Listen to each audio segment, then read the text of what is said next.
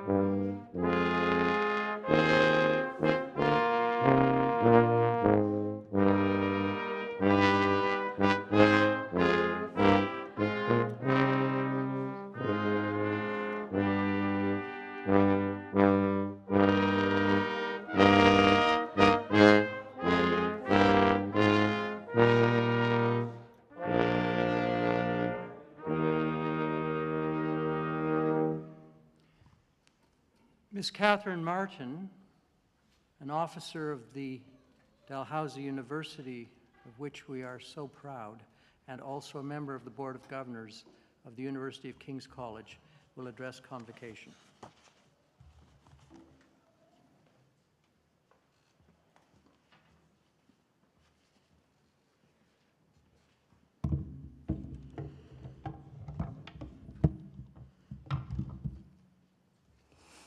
Kwe, Dalhousie, that means welcome. Medawaloktiok and Weligiskuk. Today is a beautiful day, and I'd like to welcome everybody to the unceded territory of the Ulnu, my ancestors, my family, and to the territory that they have trapped and hunted in Chibuktuk and all the way down, all over, but especially in this area. Welcome to Mi'kmaq.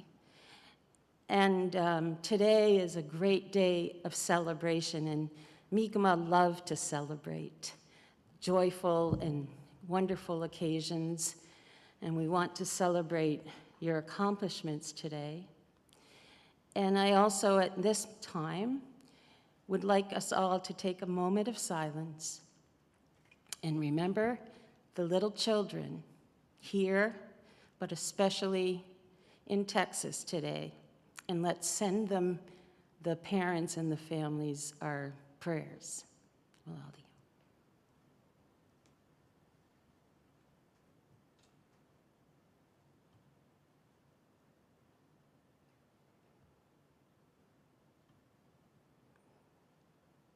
Walaliak Emsit Nogama. Thank you, all my relations.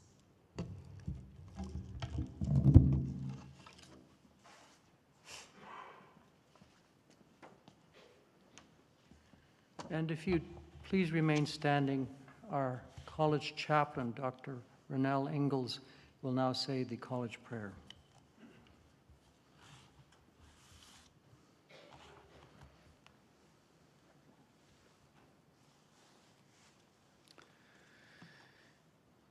O God, who hast taught us by thy holy apostle to hold fast that which is good, we give thee humble thanks for all our benefactors and for the lives and good examples of all who have truly served thee here, beseeching thee to make us worthy to follow in their steps. Keep us under the protection of thy good providence. Bless us as thou alone canst bless. Prosper us as thou alone canst prosper. Guard us as thou alone canst guard. Let not the wicked prevail against our habitation, but let our university stand as a fortress of truth and purity and right. Take from us all that may hinder godly union and concord, that we may, with one mind and one mouth, glorify thee. Please be seated.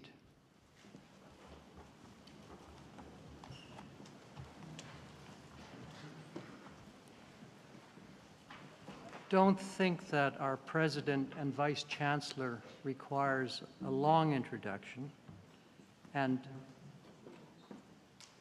our President, William Leahy, will give you a State of the Union address in just a moment, but it's not inappropriate to say that Bill has steered the ship of state through the last 2 years and more, so that we have not only survived, but also thrived, which is a remarkable achievement. And it is a statement of his general optimism that months and months ago, he was certain that we would be able to meet here together on this 26th of May. Can't say I shared his optimism, but he always proves me wrong. Bill.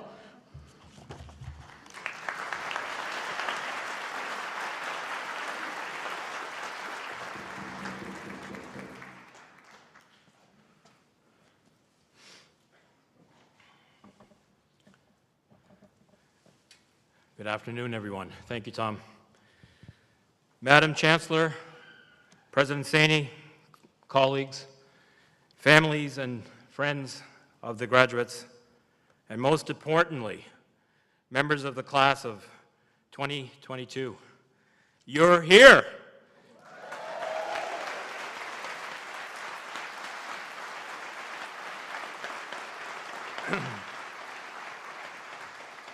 We're all here. How extraordinary. So welcome to Encaenia, our first since 2019. How wonderful it is to be here with all of you, gathered in convocation as the King's community has gathered for more than 230 years, and as the King's and Dalhousie communities have gathered together to celebrate King's students for almost 100 years. Encaenia is a formal event. We're all here in our finery, and you all look beautiful, by the way. It is a beautiful ceremony, and the beauty comes from the formality as well as the joy the formality expresses. So let's bring on the joy. Family members, friends, and colleagues here on the stage, I know our hearts are full of joy for our beautiful graduands, and we will soon be expressing it for each one of them as they cross the stage to receive their degree. But let's express it now for all of them, including those joining us on live stream, by rising as we can and giving the outstanding class of 2022 a rousing standing ovation.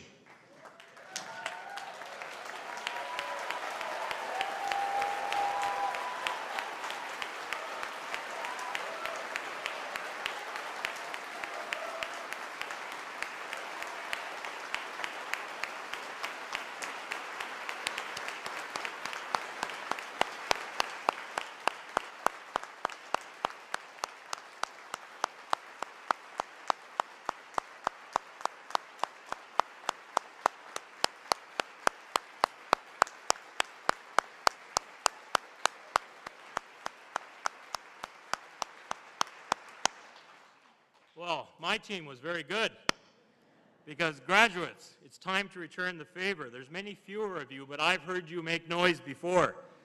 I ask you to rise as you are able and give your best ovation for your families and friends, and for all the King's and Dalhousie faculty, members and staff who have dedicated themselves to you, to your success, and who have supported you in and out of the classroom over the course of your time at King's and Dalhousie. Let's hear it.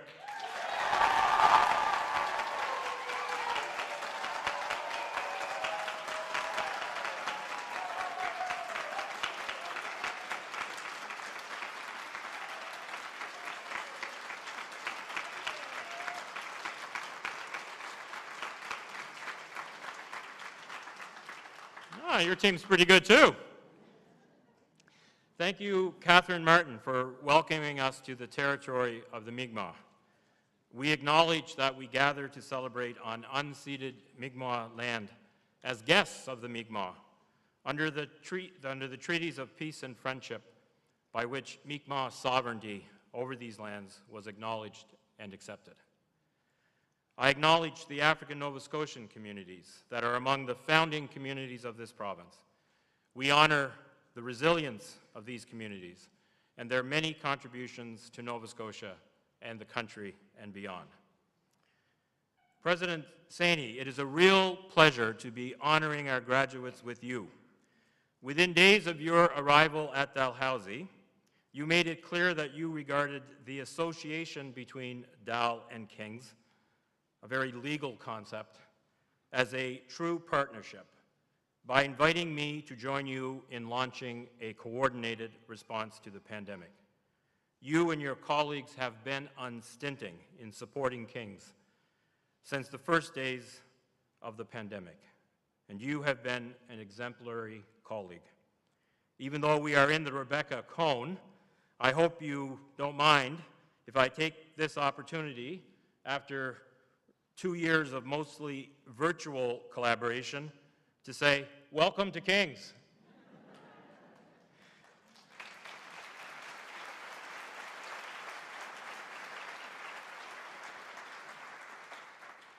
Dr. Saini's wearing a King's tie, and he looks excellent in it, I must say. At King's, we only have one Encaenia, whereas Dalhousie has almost 20 convocations. We, however, make ours last. For you and everyone, I want you to know there will be sustenance in the King's Quad as soon as we are done here. It is something to look forward to if your stomach gets a little grumbly, or if you start to wonder, just how long are we going to be here? I want to leave plenty of time for the other voices you will hear today. Having welcomed everyone, I end with my own short tribute to you, the graduates.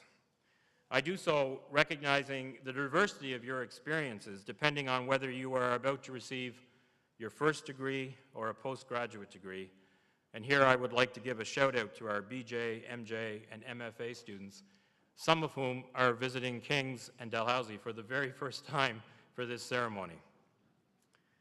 Graduations are always a tribute to what the graduates have overcome to achieve their degree and the learning it represents. For those who started in the King's Foundation Year program, you are prepared for this by being told in your first lecture that to learn is to suffer. Things get better after that. The last 3 academic years have given that first lecture new and unprecedented meaning. All of you have overcome obstacles of historic, if not biblical, proportions. Your achievement is therefore proportionately extraordinary, and our admiration for you is accordingly off the charts.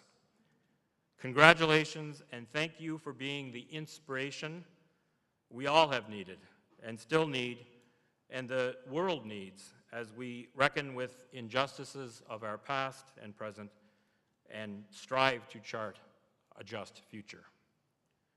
I would like to highlight one particular part of the inspiration you have provided, along with your fellow university students all across the province.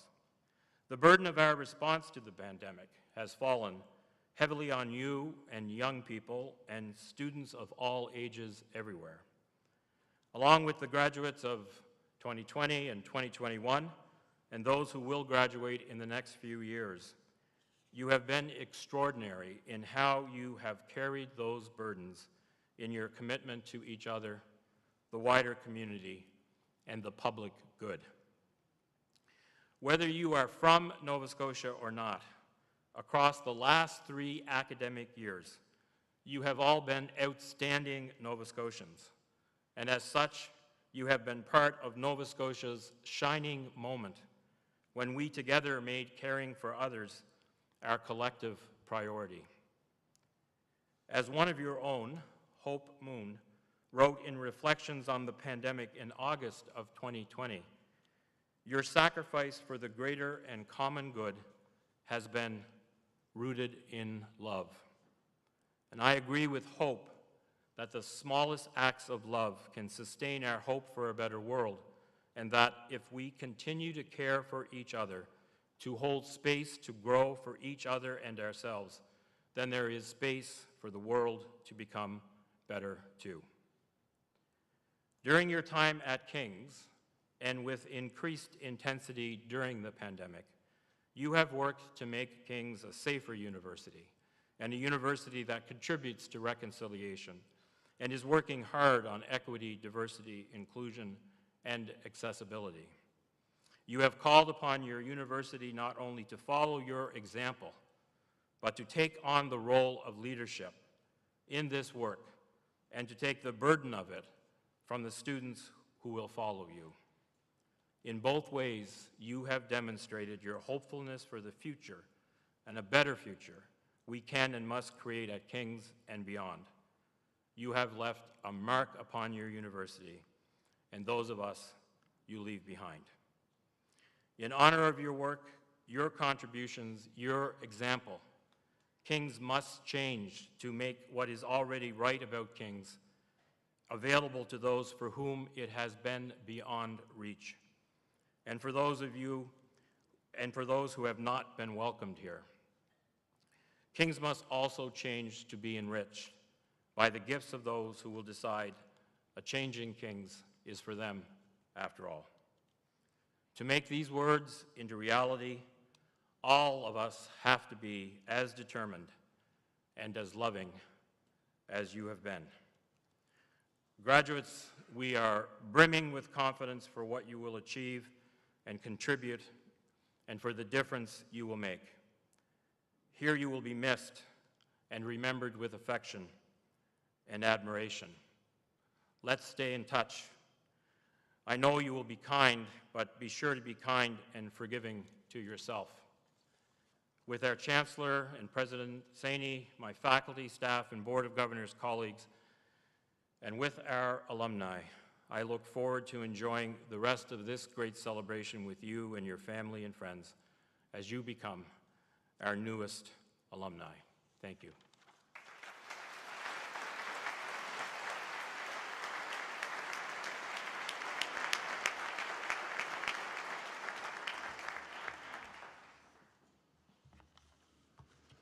This is a crucial moment in the ceremony, since it is the point at which we can recognize and honor and admire and appreciate our relationship with Dalhousie University. King's is always conscious of how our lives, our teaching, our learning, our scholarship, how all of these would be truly unthinkable without the support, encouragement, and leadership of Dalhousie. And we are particularly privileged today to be able to hear the remarks of the President, Dr. Deep Saini, for the first time ever here on stage.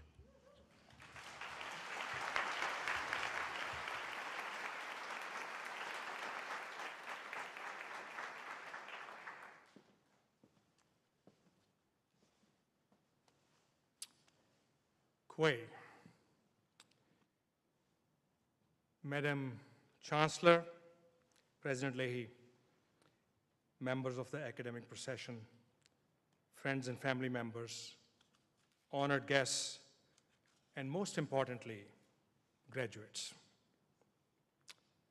Hello to all of you. Welcome to King's Encaenia. I could actually end my speech right here, because President Leahy gave such a rousing speech that I do not quite know how I will match that performance. So my speech could be very short. I could just simply say what President Leahy said. However, I did take the time to prepare the speech, so I am determined to deliver it. What an honor And what a pleasure to be here amongst you today, finally, to have this opportunity to join everyone in person. I've done multiple convocations since I came here for Dalhousie, all of them in front of a camera. And those of you who have seen any of that would know what that feels like. This is a very different feeling, and I'm so grateful for it. The University of King's College and Dalhousie University have worked together since the 1920s, building unique academic arrangements that benefit both the institutions and especially our students. Our partnership reflects our mutual respect and our common commitment to academic excellence. This ceremony is a celebration of your transition from students to graduates and alumni. But even more importantly, far more importantly, it is a celebration of your achievements. This milestone is a very well-earned personal recognition of the efforts and abilities that you have, and it is a source of great pride and joy both for you and your supporters. So class of 2022, you know it only too well that it would be an understatement to say that the last couple of years did not quite play out as any of us had ever imagined. But regardless of the incessant challenges that the circumstances threw at you since the beginning of 2020, here you are. Despite what you were given, look what you did with it. Look what you have made of it. You met your challenge, you met your goal, and here you are receiving the testament to your perseverance, resilience, grit, and determination. So in that spirit and in recognition of it, let's all put our hands together and say congratulations to this amazing class.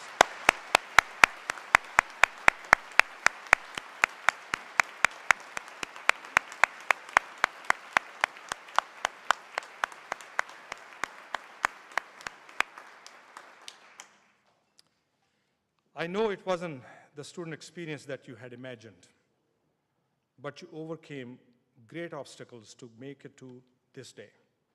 You traveled, some of you very far, along the way navigating evolving restrictions here in Canada and abroad.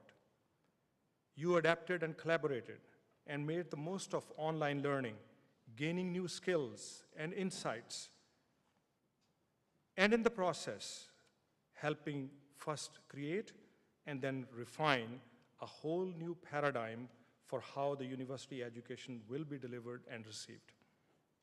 Many of the lessons that we learned through these shared experiences of ours will endure, offering new and better learning tools to the future generations. Someday, you will look back and proudly recall that this is where it all began and you were all at the center of it. You have not had it easy, but I dare to imagine that someday you will also look back and realize, if you don't already do so, that this experience has made you stronger. Perhaps it's made you more resilient, more creative, more innovative, more empathetic, more civic-minded, and more conscious of how the actions of one impacts many, and more committed to striving for a better future.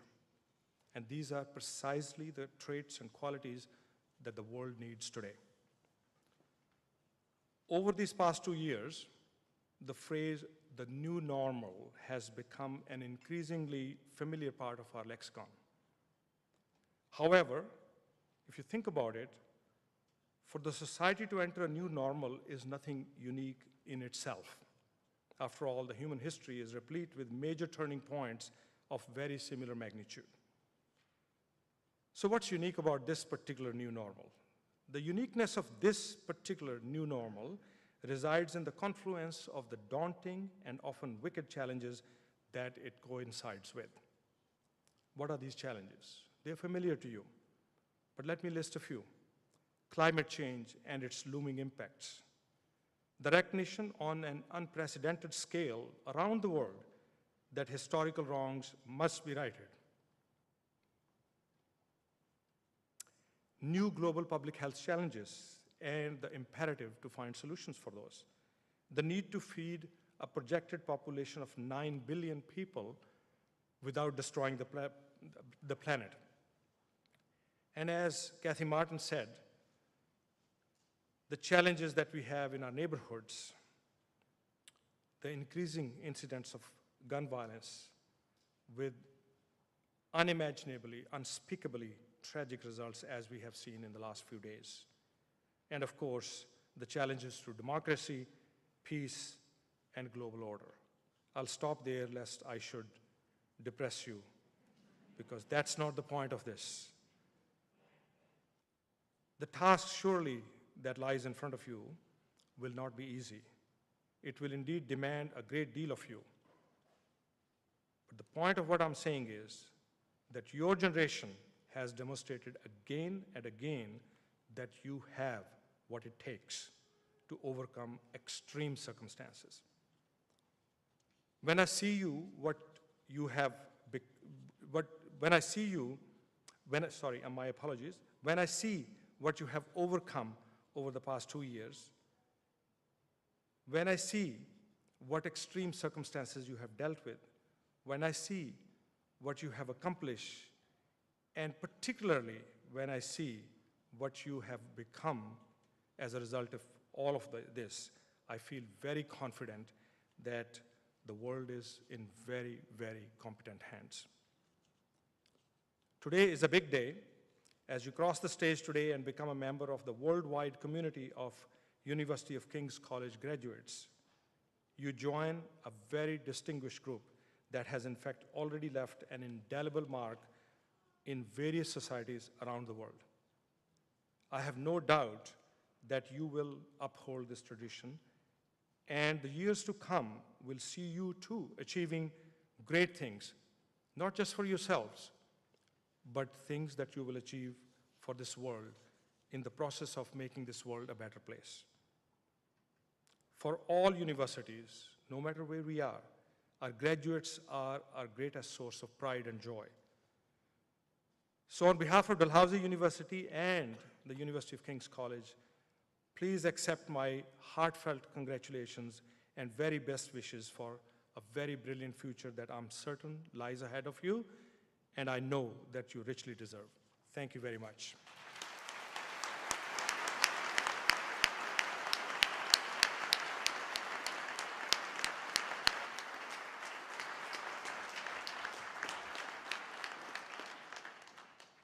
Thank you, Dr. Saini. We now intend to take up the challenges that have been enumerated with a spirit of optimism and hope by singing together William Blake's famous anthem, Please Stand and Sing Jerusalem.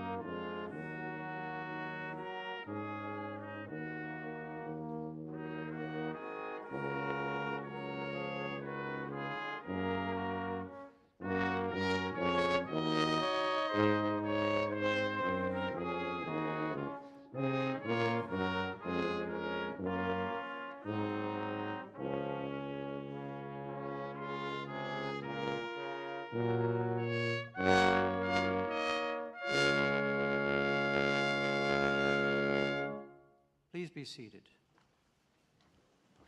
It's a very great honor also to welcome at this point Dr. Charles MacDonald, who is Dean of the Faculty of Science at Dalhousie, but in his capacity as Provost of the College of Arts and Science at Dalhousie, he will now present the candidates for the deferring and conferring of degrees.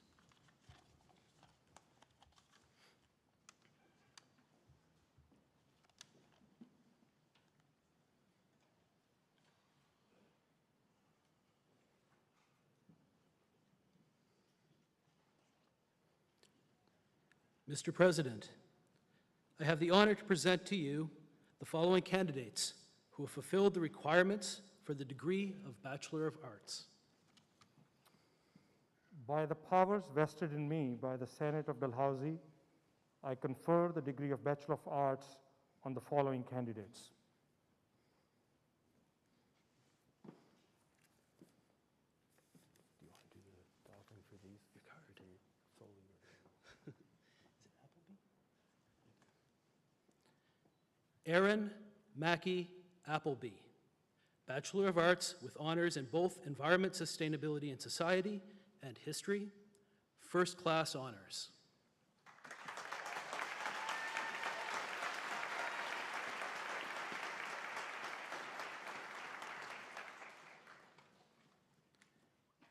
Aidan Aronoff, Bachelor of Arts, major in English with a minor in Contemporary Studies.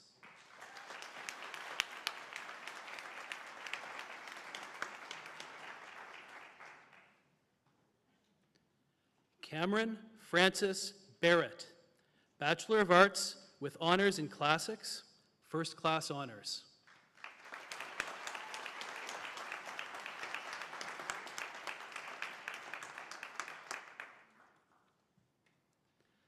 Carl Isaac Baxter Zink, Bachelor of Arts, double major in Sociology and Social Anthropology and International Development Studies.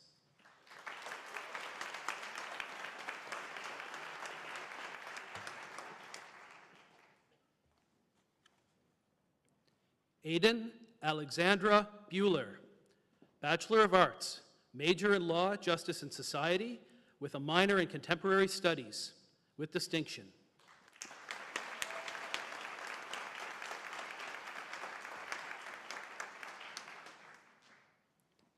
Addie Rebecca Burkham, Bachelor of Arts, with honors in both Environment, Sustainability, and Society, and International Development Studies, first-class honors.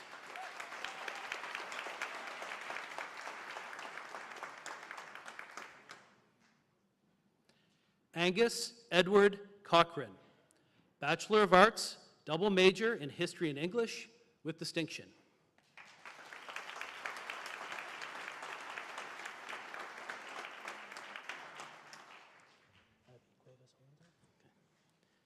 Abby Cuevas Alonso, Bachelor of Arts with a minor in History.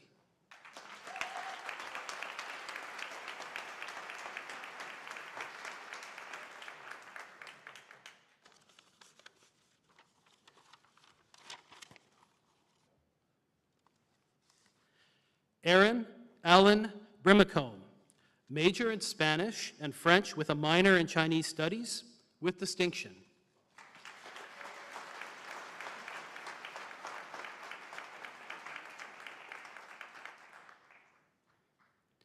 Joanna Ruth Daly, Bachelor of Arts with honors in Classics with a minor in French, first-class honors.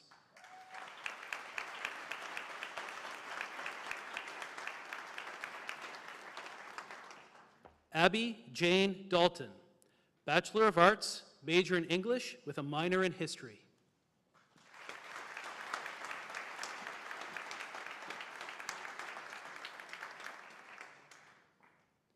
Larissa Dean, Bachelor of Arts, double major in Environment, Sustainability, and Society, and English.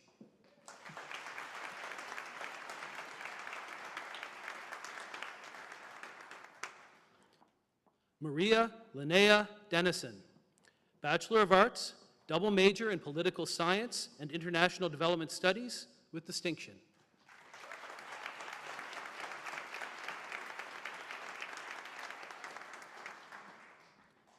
Robin Lynn Easton, Bachelor of Arts, major in French with distinction.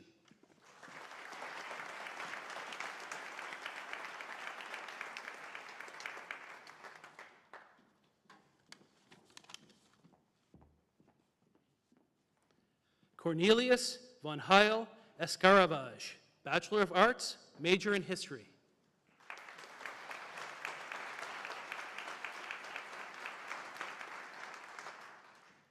Lily Hamilton Fife, Bachelor of Arts.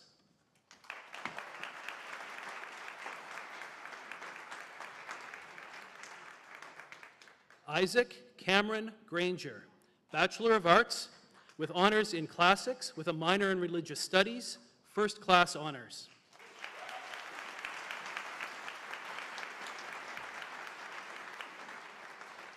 Michael William Carver Greenlaw, Bachelor of Arts, major in international development studies with a minor in gender and women's studies.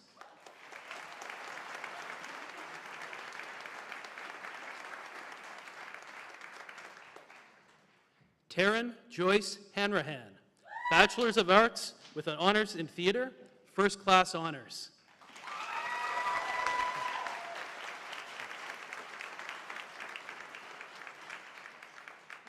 Nick Harris, Bachelor of Arts with honors in both political science and law, justice and society, first-class honors.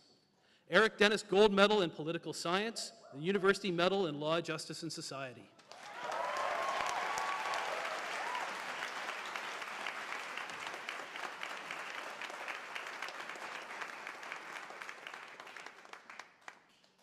Julia Rose Horn, Bachelor of Arts, major in classics with a minor in early modern studies.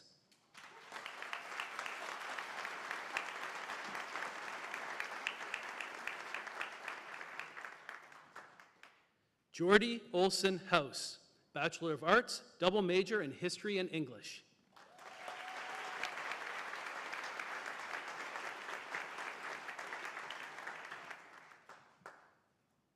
Alexandria Florence May Jackman, Bachelor of Arts.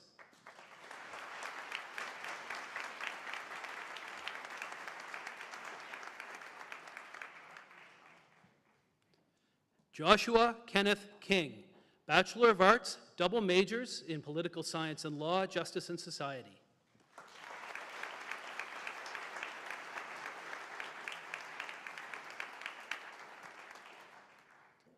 Jenny Lapp, Bachelor of Arts with honors in classics with a minor in contemporary studies, first-class honors.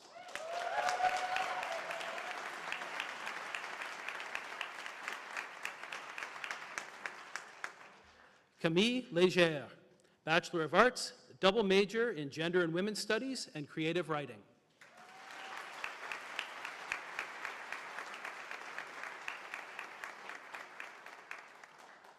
Dali Takaki Lombardi, Bachelor of Arts, major in international development studies with a minor in community design.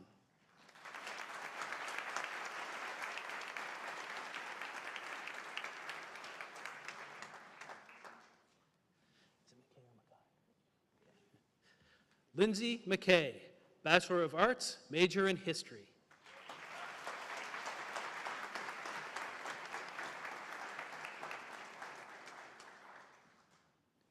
Kate McGuire, Bachelor of Arts, major in classics with a minor in occult and esoteric traditions.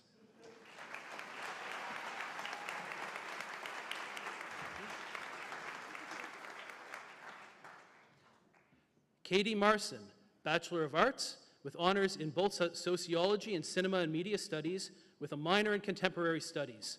First-class honors, University Medal in cinema and media studies.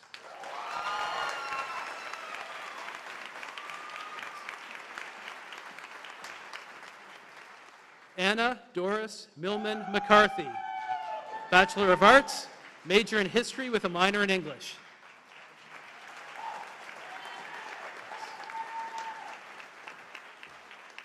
Skylar Lynn McEachern, Bachelor of Arts, major in history with a minor in classics.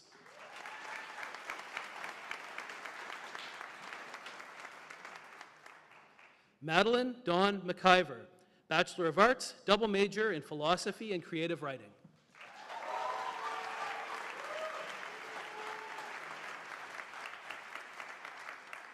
Ryan Lewis McClellan, Bachelor of Arts, major in philosophy.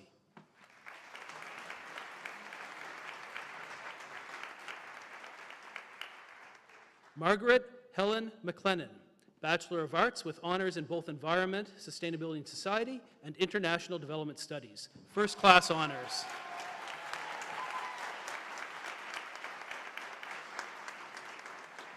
John Eric McStay, Bachelor of Arts, major in Political Science with a minor in Journalism Studies.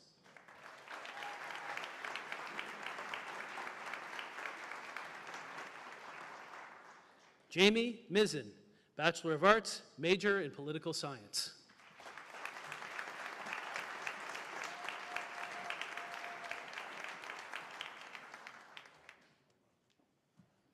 Emily June Outhit, Bachelor of Arts, major in Law, Justice and Society, with a minor in Indigenous Studies.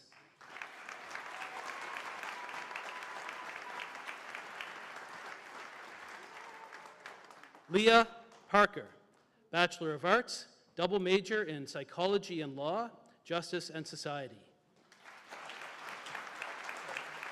Oh, it's okay.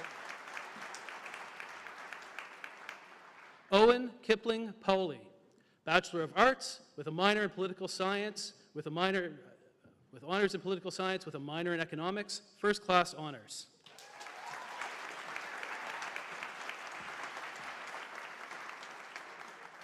Rye Pembroke, Bachelor of Arts.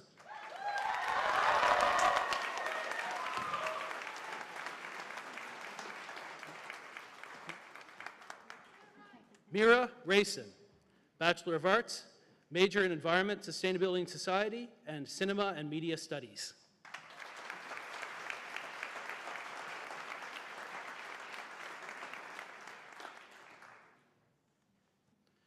Oscar Wesley Richards, Bachelor of Arts.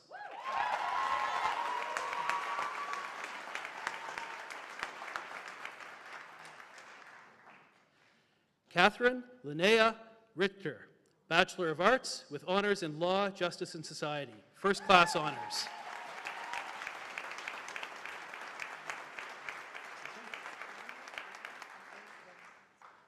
Grace, Adama, Vivian, Effa, Rowan, Kwanzaa, Effie.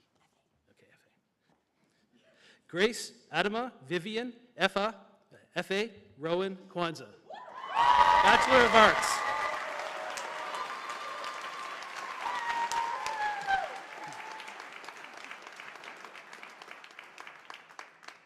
Marlee Murray Sansom, Bachelor of Arts, major in Law, Justice and Society, with a minor in Contemporary Studies.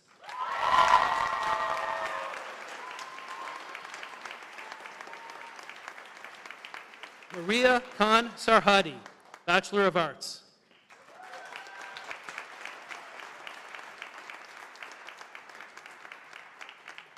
Malcolm Michael Home Sepulcher, Bachelor of Arts, with honors in both Classics and Contemporary Studies. First class honors.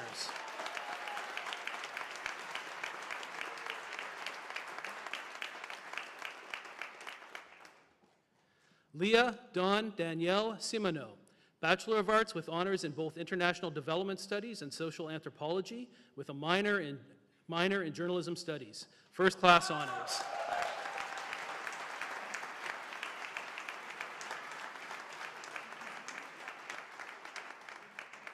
Max Tall, Bachelor of Arts with honors in both Religious Studies and Philosophy.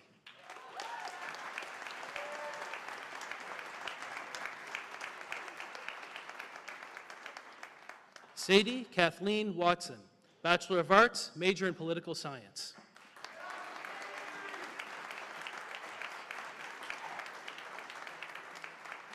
Josh Williams, Bachelor of Arts, double major in Political Science and Law, Justice and Society, with distinction.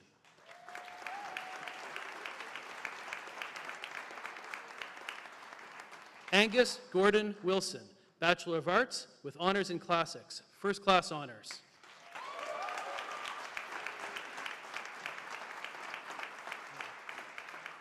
You can take your time. Emma Wilson, Bachelor of Arts, major in Law, Justice, and Society, with a minor in Management, with distinction.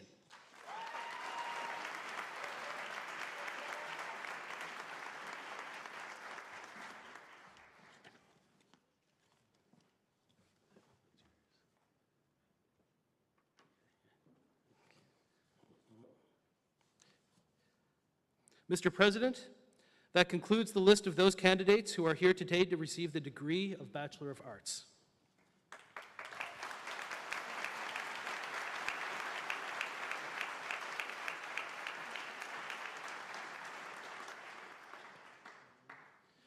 Mr. President, I have the honor to present to you the following candidates who have fulfilled the requirements for the degree of Bachelor of Arts with combined honors in Contemporary Studies.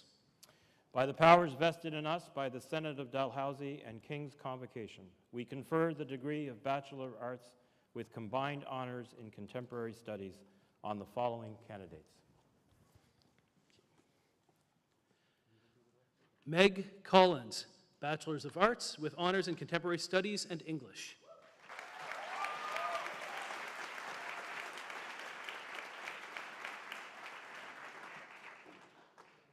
Nathan Ferguson, Bachelor of Arts with honors in both Contemporary Studies and Classics, first-class honors.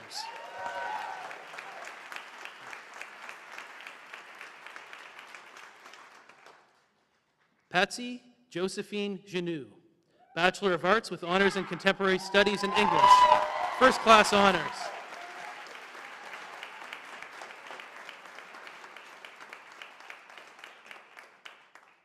Audrey Martine Croft Blay Green, Bachelor of Arts with honors in both Contemporary Studies and Creative Writing, first-class honors.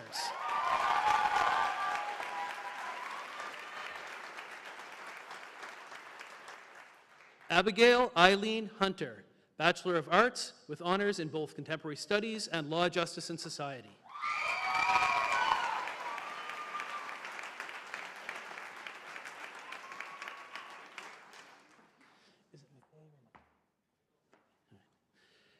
Isabella McKay, Bachelor of Arts with honors in Contemporary Studies and English, first-class honors and University Medal in Contemporary Studies.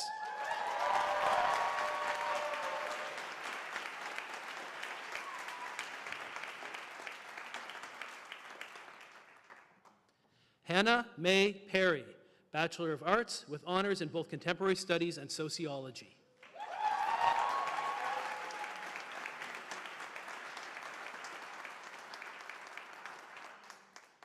Grace Higgins, Bachelor of Arts, combined honors, Contemporary Studies, Spanish, and Latin American Studies.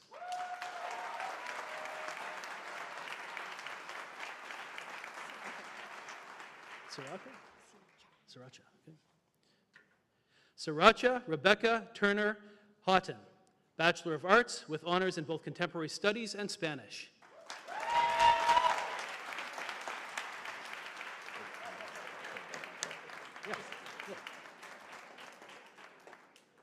Atta Badi Zargarpur, Bachelor of Arts with honors in Contemporary Studies and English, first-class honors.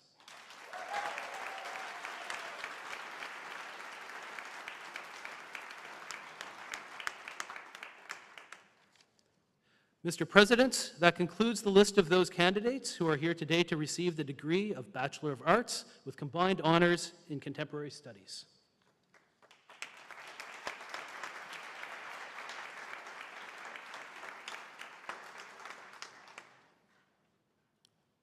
Mr. President, I have the honor to present you with the following candidates who have fulfilled the requirements for the degree of Bachelor of Arts with combined honors in Early Modern Studies.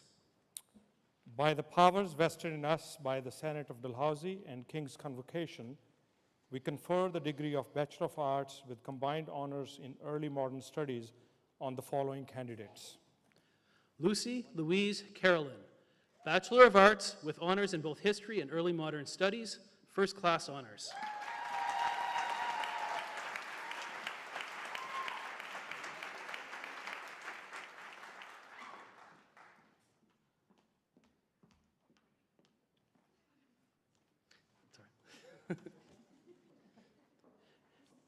Grace Ellen Day, Bachelor of Arts, with honors in both Early Modern Studies and English.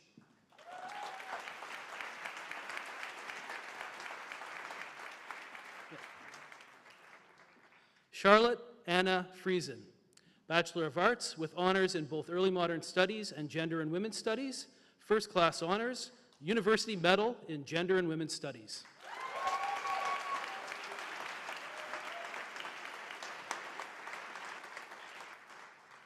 Allison Rebecca Kit Granger, Bachelor of Arts, with honors in both Early Modern Studies and English, First Class Honors.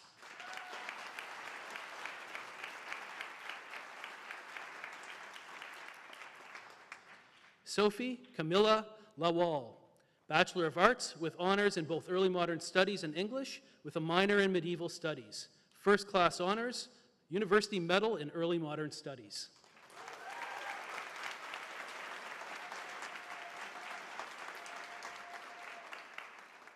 Samantha Lane Machado, Bachelor of Arts, with honors in both Early Modern Studies and Theater, with minors in German and English, First Class Honors.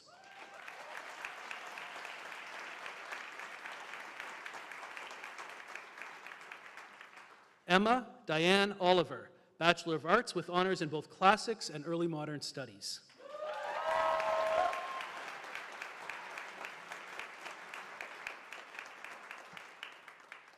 Megan Julia Osler, Bachelor of Arts, with honors in both Early Modern Studies and History, First Class Honors.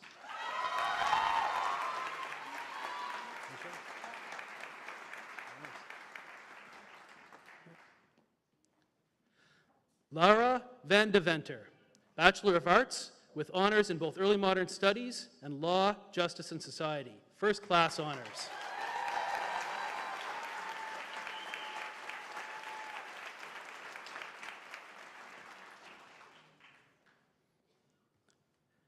Mr. President, that concludes the list of those candidates who are here today to receive the degree of Bachelor of Arts with combined honors in Early Modern Studies.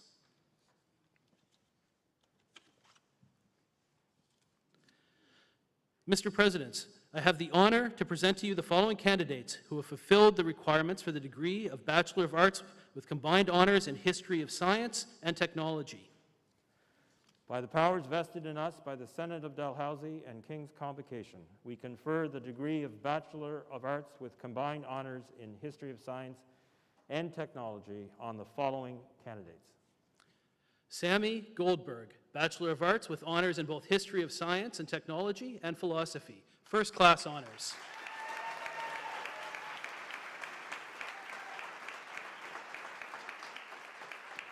Mr. President, that concludes the list of those candidates who are here today to receive the degree of Bachelor of Arts with combined honors in History of Science and Technology.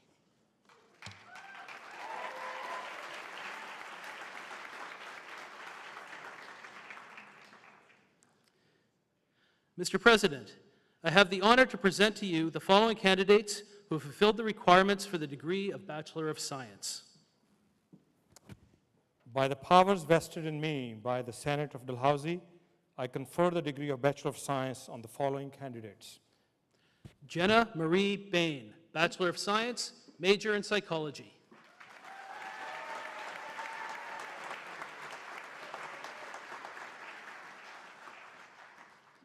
Annie Brennan, Bachelor of Science with honors in Neuroscience with a minor in Spanish, First Class Honors.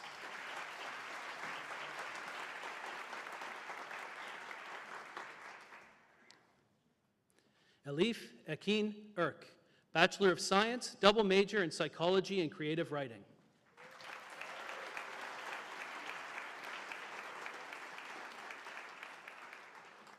Samson Alexander George Murray, Bachelor of Science, major in Biology with a minor in Economics.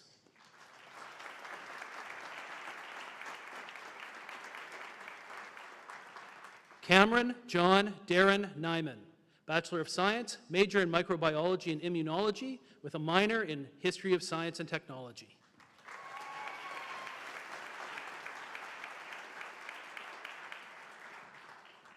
Drew Raiden Stanley, Bachelor of Science, major in Psychology with a minor in History of Science and Technology.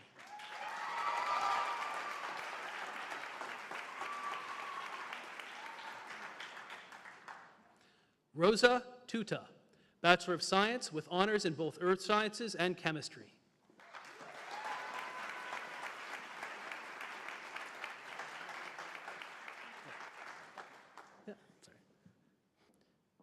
Dimitra Tsimikalis, Bachelor of Science, major in Psychology with a minor in Sociology and Social Anthropology with distinction.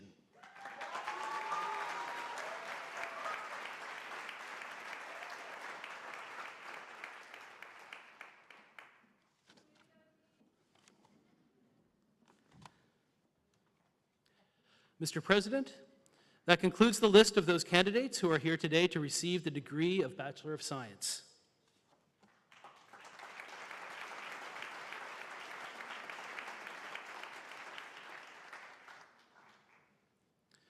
Mr. President, I have the honor to present to you the following candidate who has fulfilled the requirement for the degree of Bachelor of Science with combined honors in Contemporary Studies. By the powers vested in us by the Senate of Dalhousie and King's Convocation, we confer the degree of Bachelor of Science with combined honors in Contemporary Studies on the following candidate. Hope Moon, Bachelor of Science with honors in both Environmental Science and Contemporary Studies, with a minor in Environment, Sustainability and Society, and the University Medal in Environmental Science.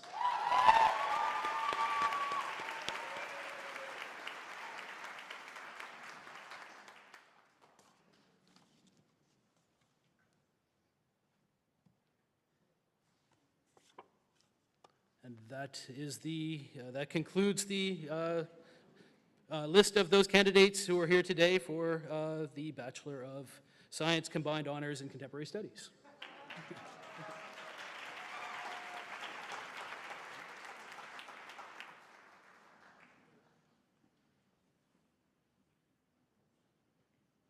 We welcome the King's College Chapel Choir performing a new composition by the much beloved Gabriel O'Brien.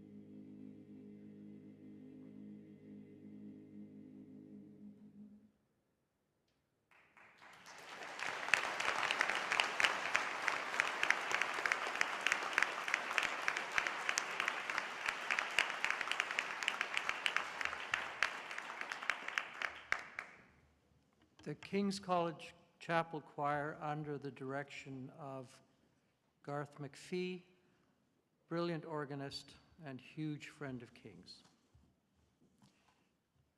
Tim Curry, would you please now stand and present the degrees to Convocation in Journalism.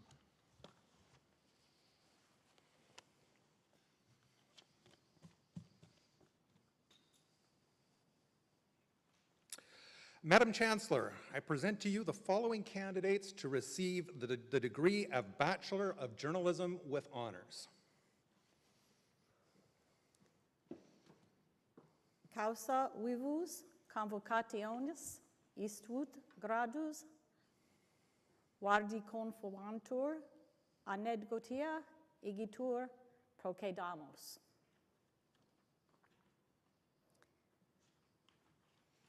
Hannah Grace Bing, with honors in both journalism and law, justice, and society, and a minor in creative writing.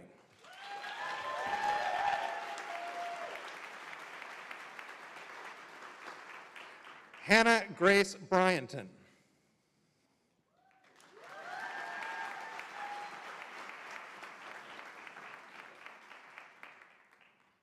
Elizabeth Amy Foster, Bachelor of Journalism with honors and a minor in creative writing.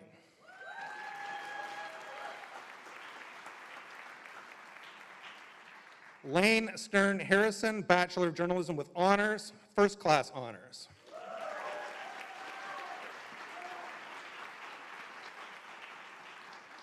Wilson Henry, Bachelor of Journalism with honors, first class honors.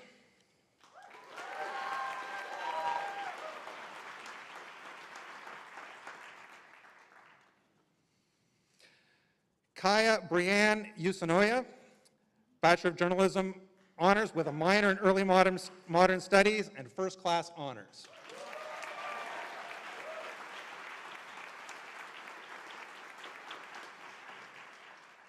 Carly Erica McKenzie, Bachelor of Journalism honors with a minor in law, justice, and society.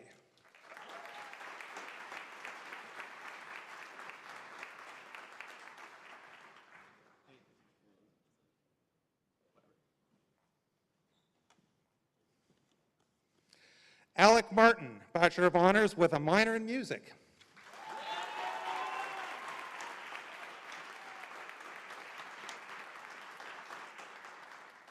Will McClernon, Bachelor of Journalism with honors with a minor in International Development Studies, first class honors.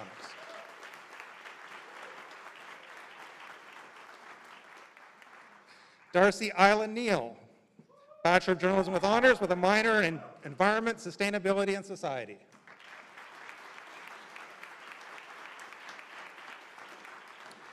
Joshua Juan Neufeld.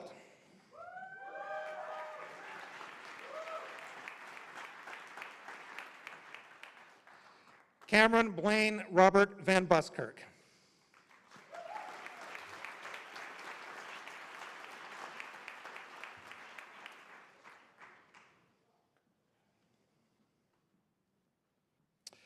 Madam Chancellor, that concludes the list of those candidates who are here today to receive the degree of Bachelor of Journalism with honors.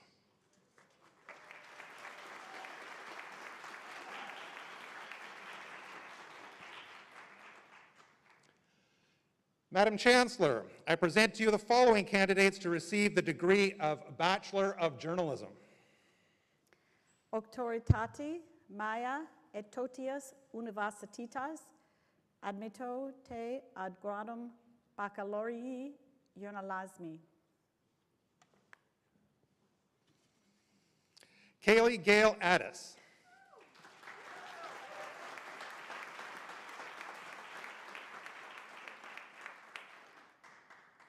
Josefa Perez Cameron.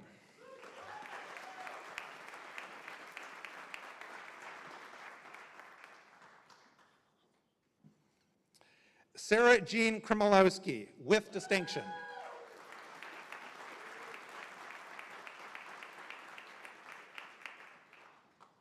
Abby McLeod, with distinction.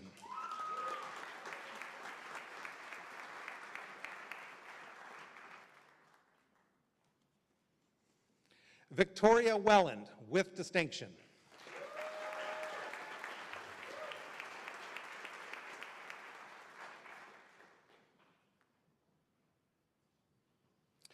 Madam Chancellor, that concludes the list of those candidates who are here today to receive the degree of Bachelor of Journalism.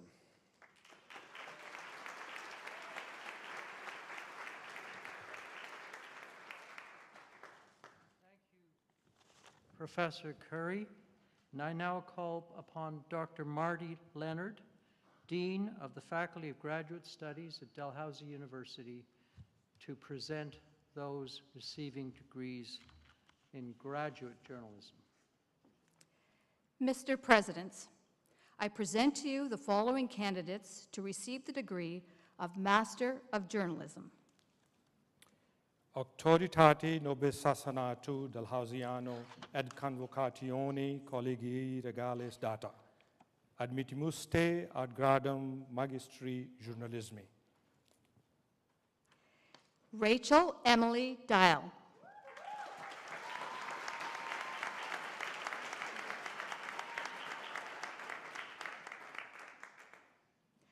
Akrit Noel Michael.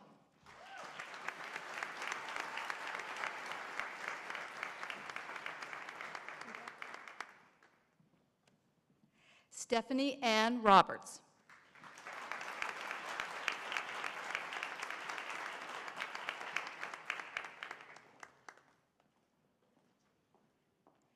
Karina Stiff.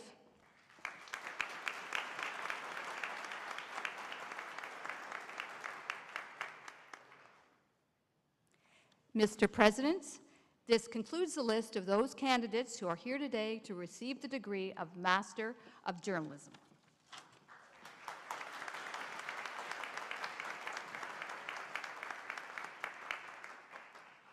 Mr. President, I present to you the following candidates to receive the degree of Master of Fine Arts.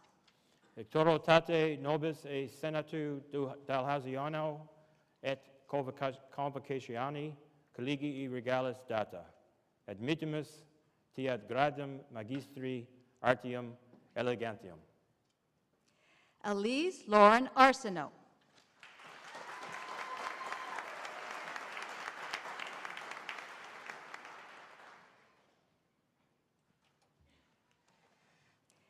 Elizabeth Bradbrook Batstone.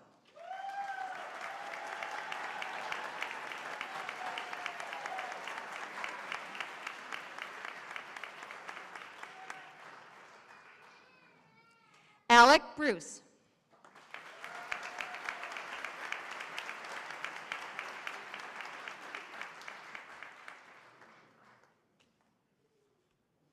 David Foster Carter.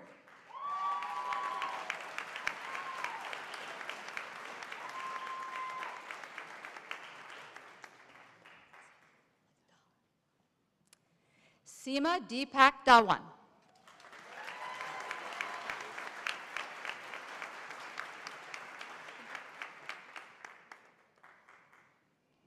Dulcie McCallum.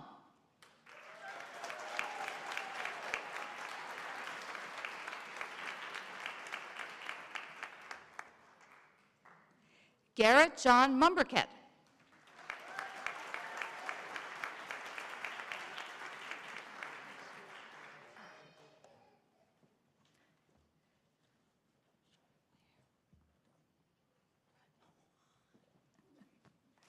David Dunn.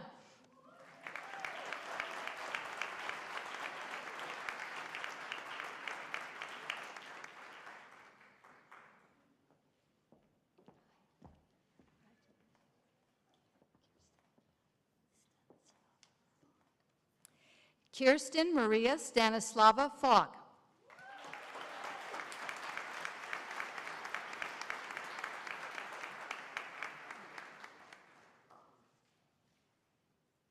Cindy Littlefair.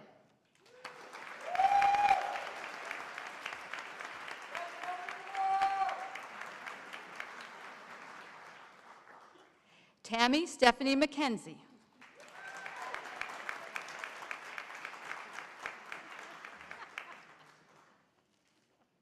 Anne-Marie McKinnon.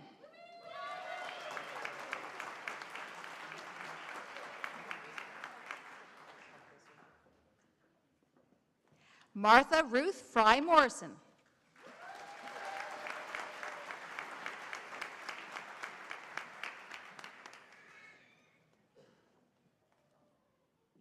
Jessica Payne.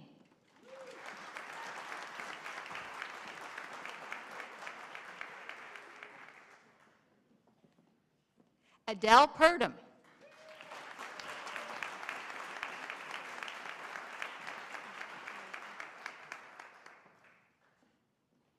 Bonnie F. Reichert.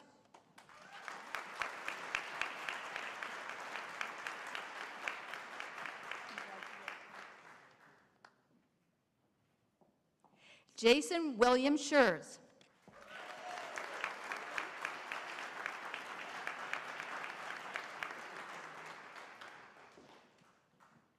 Seth L. Shooter.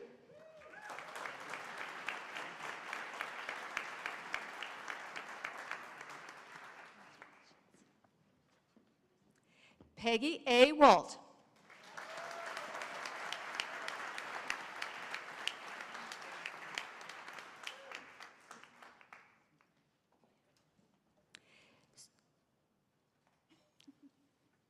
Susan Rodemeyer Wilmot.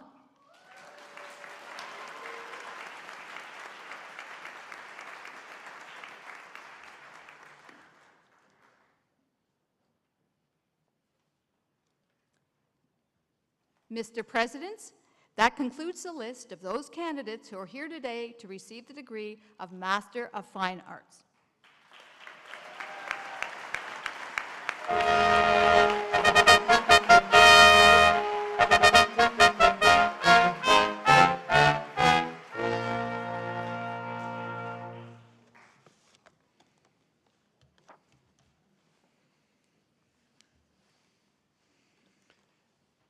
Domina Cancellaria, praesento vobis Gordianum S. Earl, ut admitator ad gradum doctoris in iure civili honoris causa.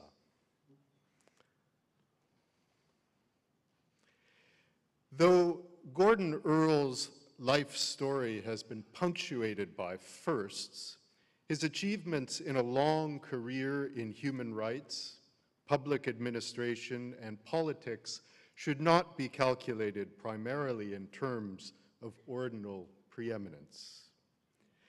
Nevertheless, because he shares one of his earliest firsts with kings, it is fitting on this occasion to recall that in 1959, Mr. Earl became the first recipient of the college's Prince Scholarship for African Nova Scotians.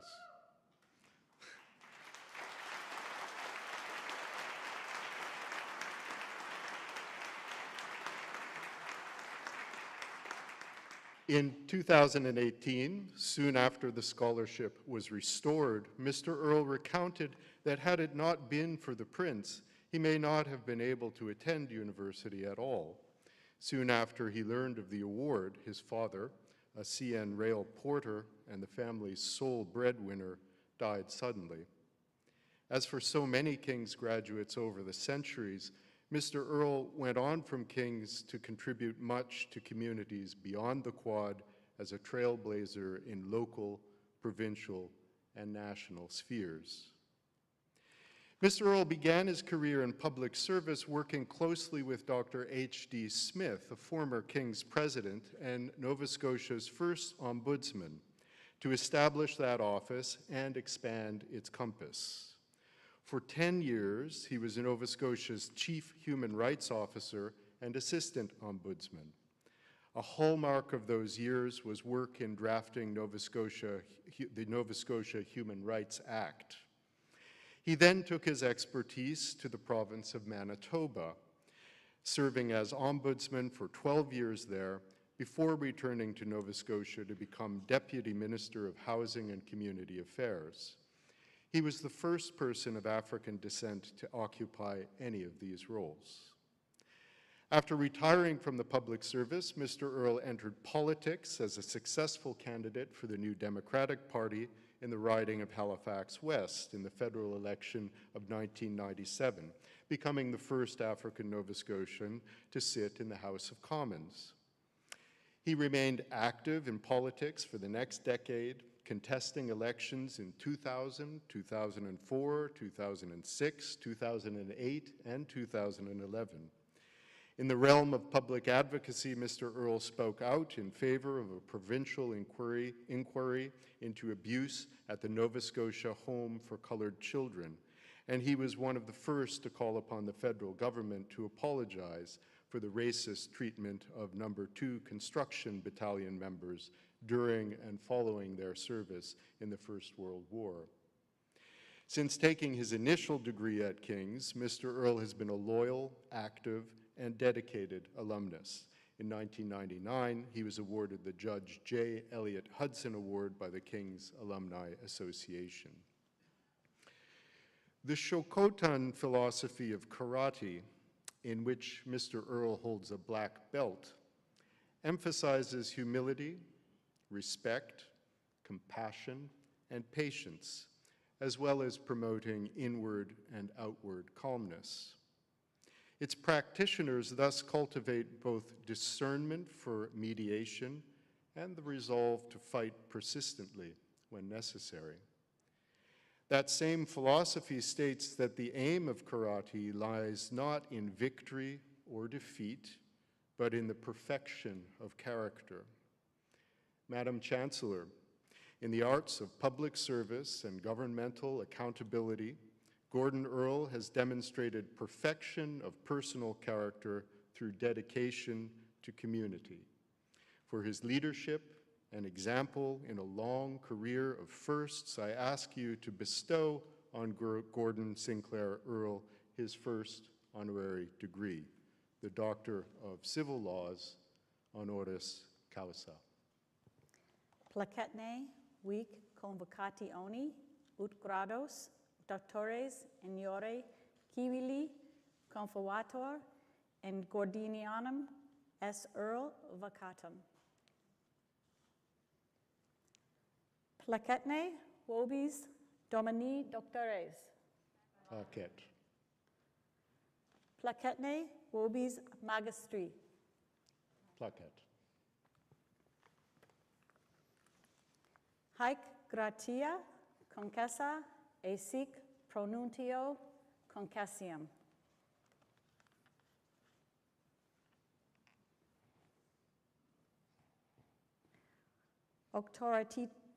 Auctoritati mea et totius universitatis admitto te ad gradum doctores ignore civili universitates nostra collegii regalis in nomine Patris et Filii et Spiritus Sancti. Amen. Admitto te ad domum convocati onis.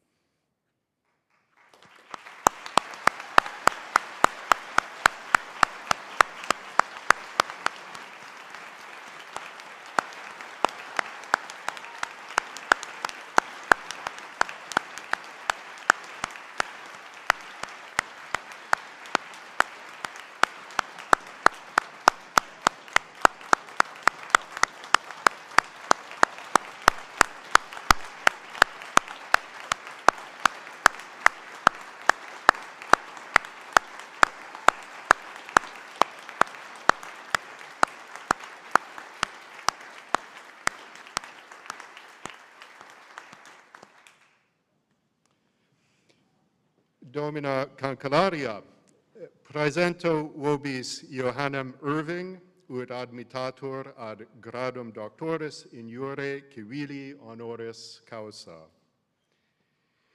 In 458 BCE, the Greek tragedian Aeschylus described a wonderful invention for telegraphing information between continents in less than a day. His most famous play opens with a weary watchman on a rooftop in the Peloponnesian city of Argos. The watchman eagerly anticipates daybreak, but instead catches sight of a beacon fire, last in a long coastal series from another city across the Aegean Sea in present-day Turkey. That city, Troy, had just succumbed to a Greek army after 11 years of siege. By ingenious human artifice, life-changing news was transmitted and a dissipated community brought together again for good and ill. Though the rest of the play could be read as a cautionary tale of miscommunication and misinterpretation, its narrative surely stands as one of the first to highlight both the power of technological information sharing and the heavy responsibility of those who channel and receive it. Admirable early reading for all foundation year program students, not least its journalism cohort. As president of Ocean Capital Investments Limited, John Irving knows this responsibility and nurtures it. In addition to holdings in construction and building materials, Ocean Capital owns Encaenia Broadcasting, a company that includes 15 FM radio stations in Ontario, his native New Brunswick, and in Nova Scotia. Encania's history stretches back to 1928, when the transmitters of radio station CFBO first towered over forests and must have seemed as uncanny as Aeschylus's beacon fires. Encaenia Broadcasting has specialized in providing a local community voice for news, entertainment, and event dissemination. Its newsrooms have hosted King's journalism interns and provided careers for graduates, and the company funds a scholarship in its name for a Bachelor of Journalism student interested in broadcasting. Mr. Irving has shown his personal appreciation and concern for King's, and especially its journalism programs in other ways as well. It is a distinction that King's shares with his alma mater, Harvard University. Indeed, his concern for and support of the interests of higher education, culture, and community are evident in a long list of voluntary contributions he's made while in leadership positions in the businesses of his well-known family. He's honorary colonel of the storied 3rd Artillery Regiment of St. John, known as the Loyal Company, and has been instrumental in restoring and refurbishing its material, built, and narrative history in the city. His honors include the Canadian Military Meritorious Service Medal, the YMCA Red Triangle Award, and the Queen's Diamond Jubilee Medal, as well as Harvard's Hiram Hunn Award. Madam Chancellor, should King's not crown this list with its own highest honor? For his contributions to community and education, and especially to local journalism and journalism education, I ask you, in the name of King's College, to bestow upon John K.F. Irving the degree of Doctor of Civil Laws, honoris causa. Placetne week convocationi ut gradus doctoris ignore cibili confortor Johannem K.F. Irving vocatum. Placetne vobis Domini Doctores. Placet. Placetne vobis magistri. Placet. Haec gratia concessa et sic pronuntio concessam. Auctoritati mea et totius universitatis admitto te ad gradum doctoris in inio civili in universitates nostra collegii regalis in nomine Patris et Filii et Spiritus Sancti. Amen. Admittote ad donum convocationis. Congratulations.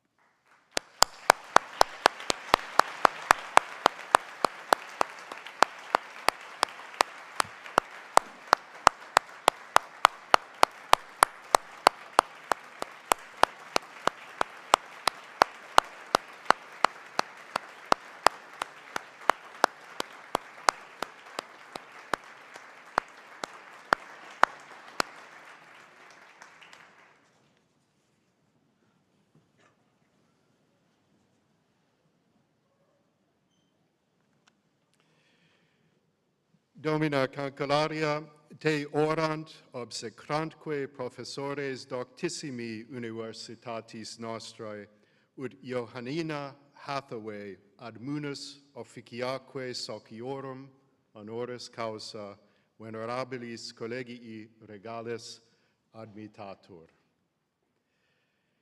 The ancient Greeks and Romans held the Titan goddess Mnemosyne in high esteem.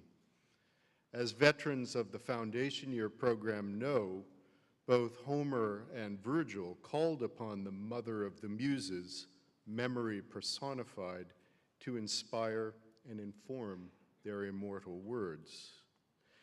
Though it's not widely recognized, universities still maintain highly frequented shrines to Mnemosyne. The one at King's is particularly prominent and well-loved, for what is our library but a palace of memory?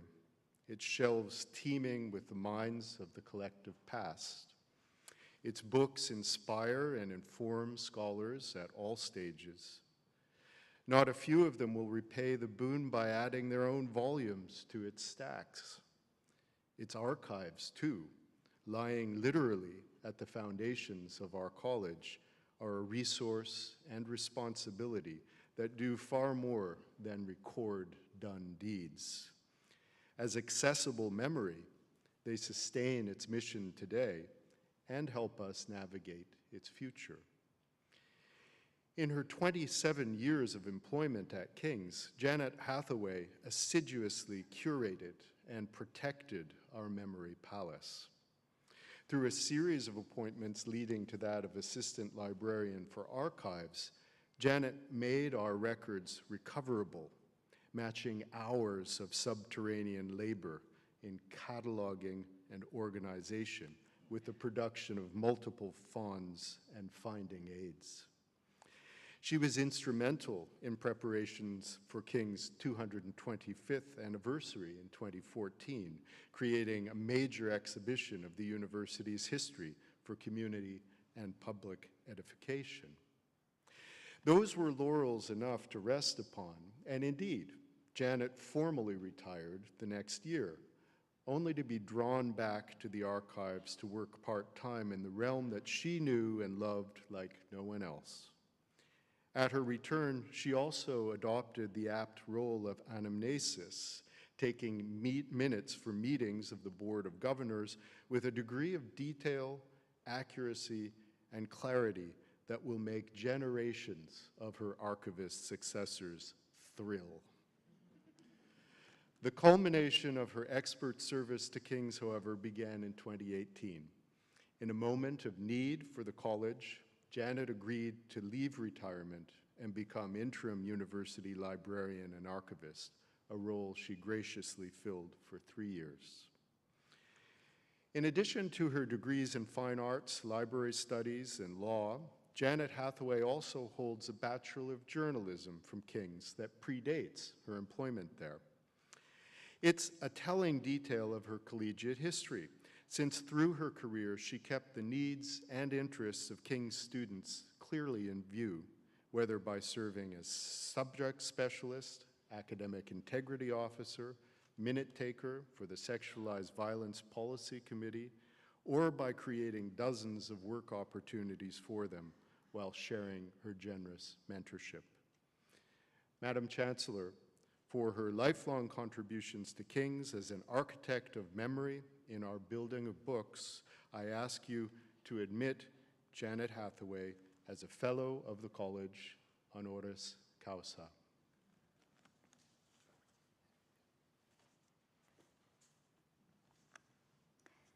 Te admittimos ad collegium nostrum.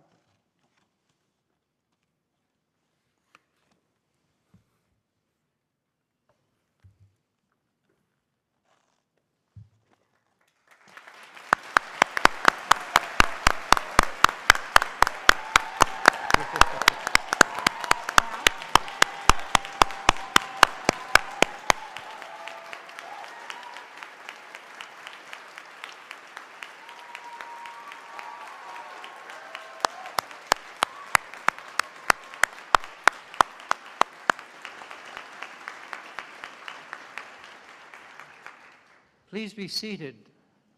The President will now proceed with the awarding of the medals.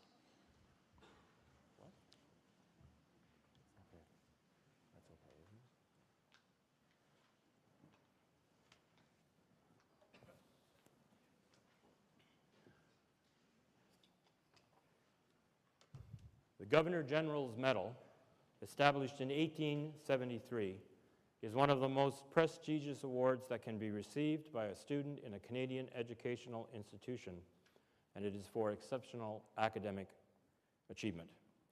The University of King's College Governor General's Silver Medal recognizes academic and journalistic excellence. It is awarded to a journalism student who is graduating with first-class honors in the Bachelor of Journalism honors program, or with distinction in the one-year post-baccalaureate Bachelor of Journalism degree program, who has shown significant professional development during their time in the School of Journalism. I am pleased to present this award to Victoria Welland.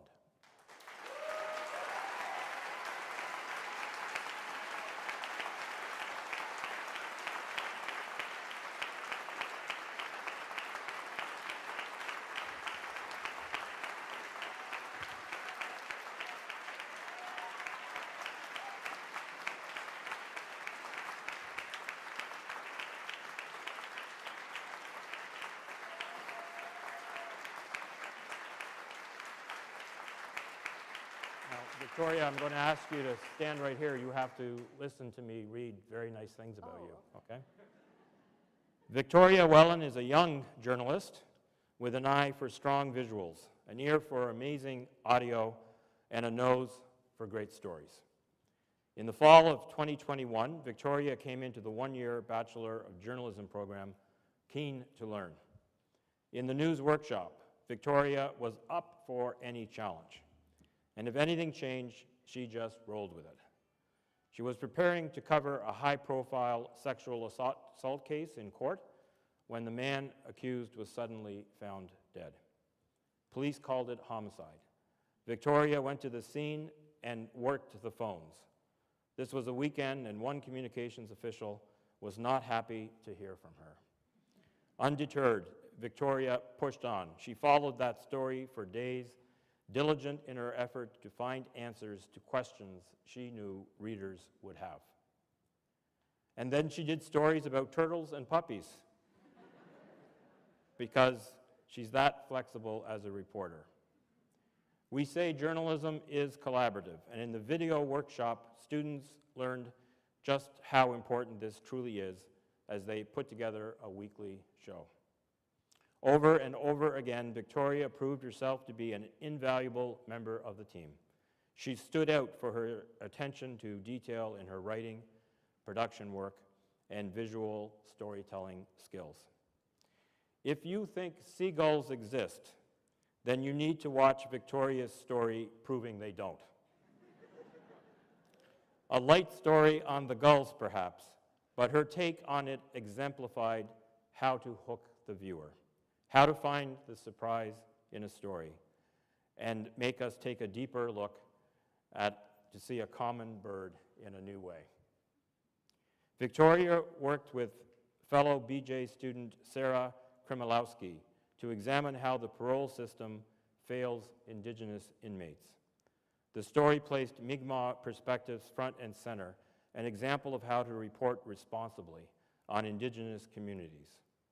One of the people they interviewed reached out later to note that both Victoria and Sarah were respectful and thoughtful in their questions.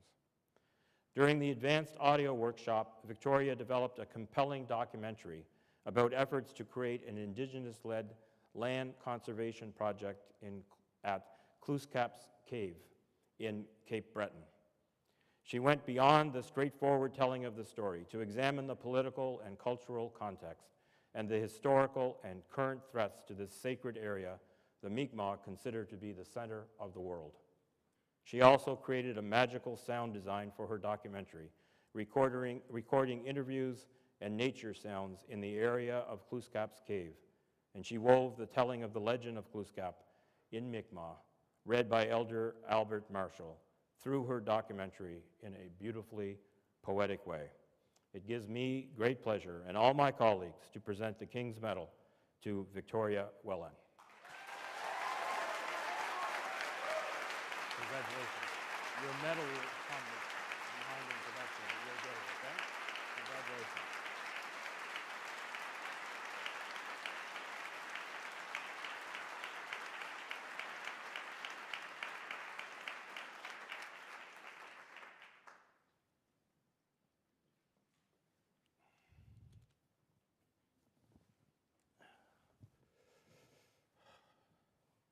So this is the King's Medal. The King's Medal is awarded to the graduating student who stands highest in an honors program in an arts or science subject. The winner of the King's Medal for 2022 is Isabella McKay.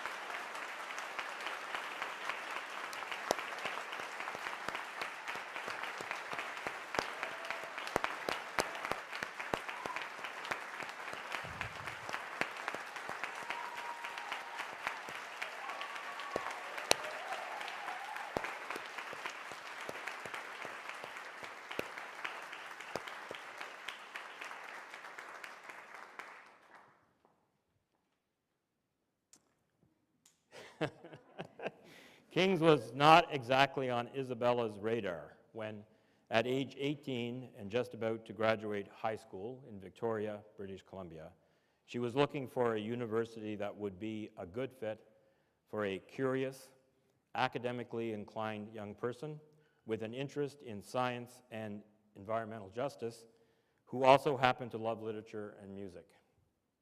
When the foundation year program caught her eye at a university fair, she decided to apply with a plan to, in her words, get the arts bug out of her system and then focus on science.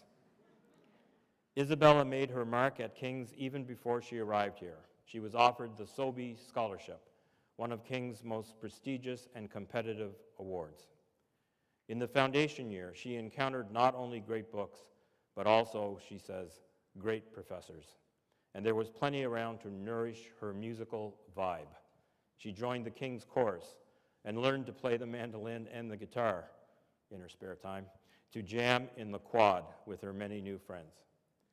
She delighted in the learning environment where she didn't have to choose between science and arts, allowing both to nourish her love of learning until she decided to follow the path of the humanities with a combined degree in contemporary studies and English.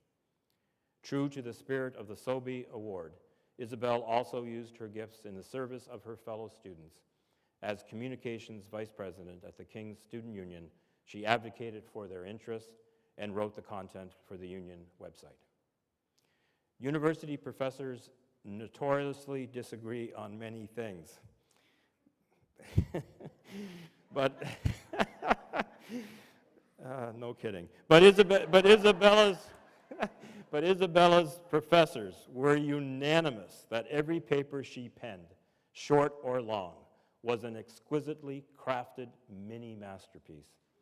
Isabella delights in the beauty and variegated texture of words, and she uses them lovingly but with surgical precision to crack open the most intricate of texts, whether it is a notoriously abstruse piece by Jacques Derrida or Robin Wall Kimmerer's poetical manifesto of decolonial science.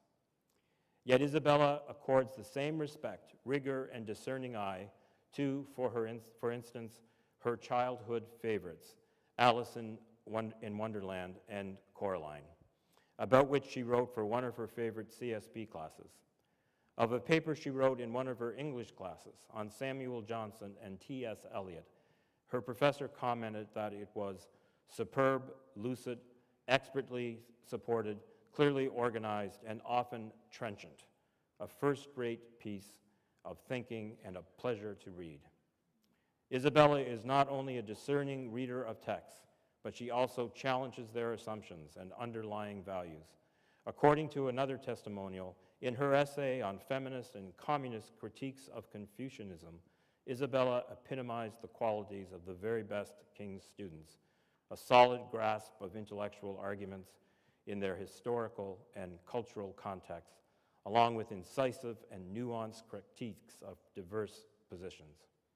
In class discussions, as noted by one of her English professors, her comments and questions were not just personally insightful, but were also framed in such a way as to encourage deeper engagement from her peers, bringing the kind of collegiality and complexity normally associated with a graduate student seminar. Three authors whose acquaintance Isabella first made in the foundation year have kept her company all the way through her fourth year: Hannah Arendt, Walter Benjamin, and Franz Kafka. Her honors thesis on the force of law in Benjamin and Kafka was a model of philosophically sophisticated reflection on writing, visibility, eminence, and other themes in the texts of these notoriously difficult writers. Arendt, Isabella says, has given her the tools to think through the complexities of contemporary politics and taught her that, even in the darkest of times, language always remains. With the gentleness not unlike Kafka's Family Man, Isabella cares deeply for what she crafts in language. As one of her professors put it, she avoids thoughtlessness, platitudes, and cliches like a plague, the qualities that she shares with Hannah Arendt in both thought and action. The recipient of first-class honors, of the University Medal in Contemporary Studies, and of the Margaret Nicol Pound Memorial Prize in English, Isabella has shown us what it means to be guided by a love of the world, love of the word, and boundless curiosity and wonder, the first passion of the soul. It gives me great pleasure to present the King's Medal to Isabella McKay.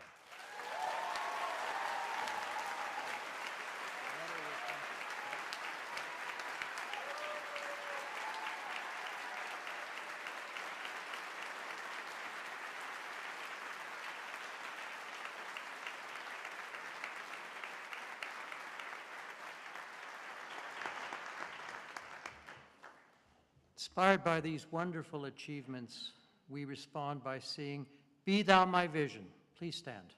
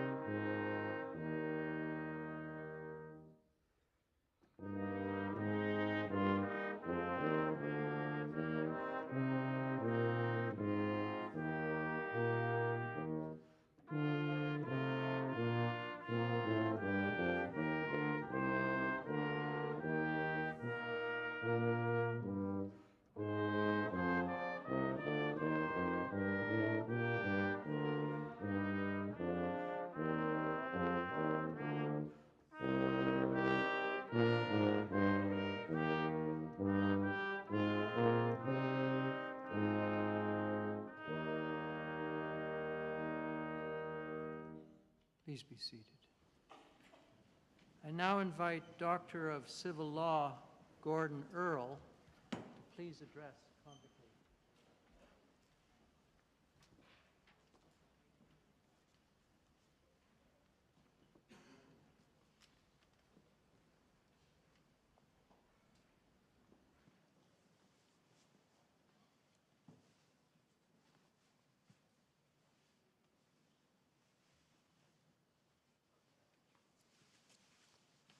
Well, thank you very much. I'm very, very pleased to be here today, and I thank King's for the honor that it has bestowed upon me today by way of honorary degree. You know, when I first knew that I was going to be receiving the award, I called my eldest daughter, who was living in Winnipeg, Manitoba, and I told her, and her response was, "Wonderful, Dad. Does that mean you're going to have to give a speech?"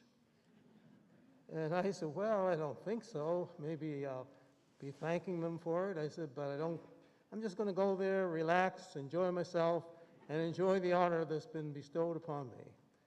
Well, that was not to be the case. Shortly after that, the Honorable President of the university called me and asked me if I would consider giving the convocation address. And of course, what could I say, but certainly I'd be glad to do so. The thing I find about being the last on the program is that everything you're about to say has been said by others before. But then I've always felt that if something is worth saying once, it's worth being repeated. So I'm going to congratulate all of you students who graduated today. You have begun on the next step of your journey of life. So this is, you've probably heard the expression, today is the first day of the rest of your life. And indeed it is. What counts, counts today and from there on in. So you're graduating into a world today where there's all kinds of problems. And I shouldn't have to tell you what they are because they've been on the news. We have concerns about our healthcare system. We've come through about 2.5 years of COVID-19, and just as we get through that, we hear news of another strange virus, monkeypox. And we think, oh no, when will we ever return to normal?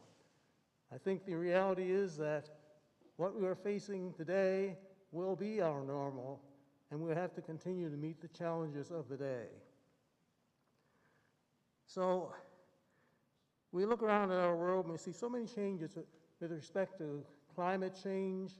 We see many species being eliminated or becoming endangered because of their habitat being ruined by the things that are happening environmentally.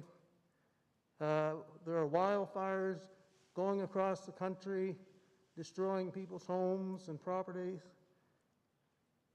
There's windstorms and all kinds of things. We probably saw the vision of the big storm that went through Texas, I believe it was, trees being torn up by the roots, and people losing everything that they had worked for. So these are some of the things that are facing us as we move forward. There are a lot of social problems. We see an atmosphere of racial hatred rearing its ugly head, where people are being killed, shot, and taken advantage of simply because of the color of their skin. We see this happening not only in the United States, but it's also happening in Canada.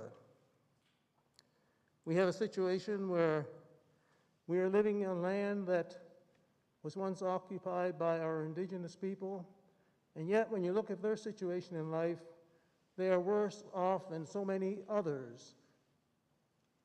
Poverty, illness, reservations that are subject to flooding and so forth.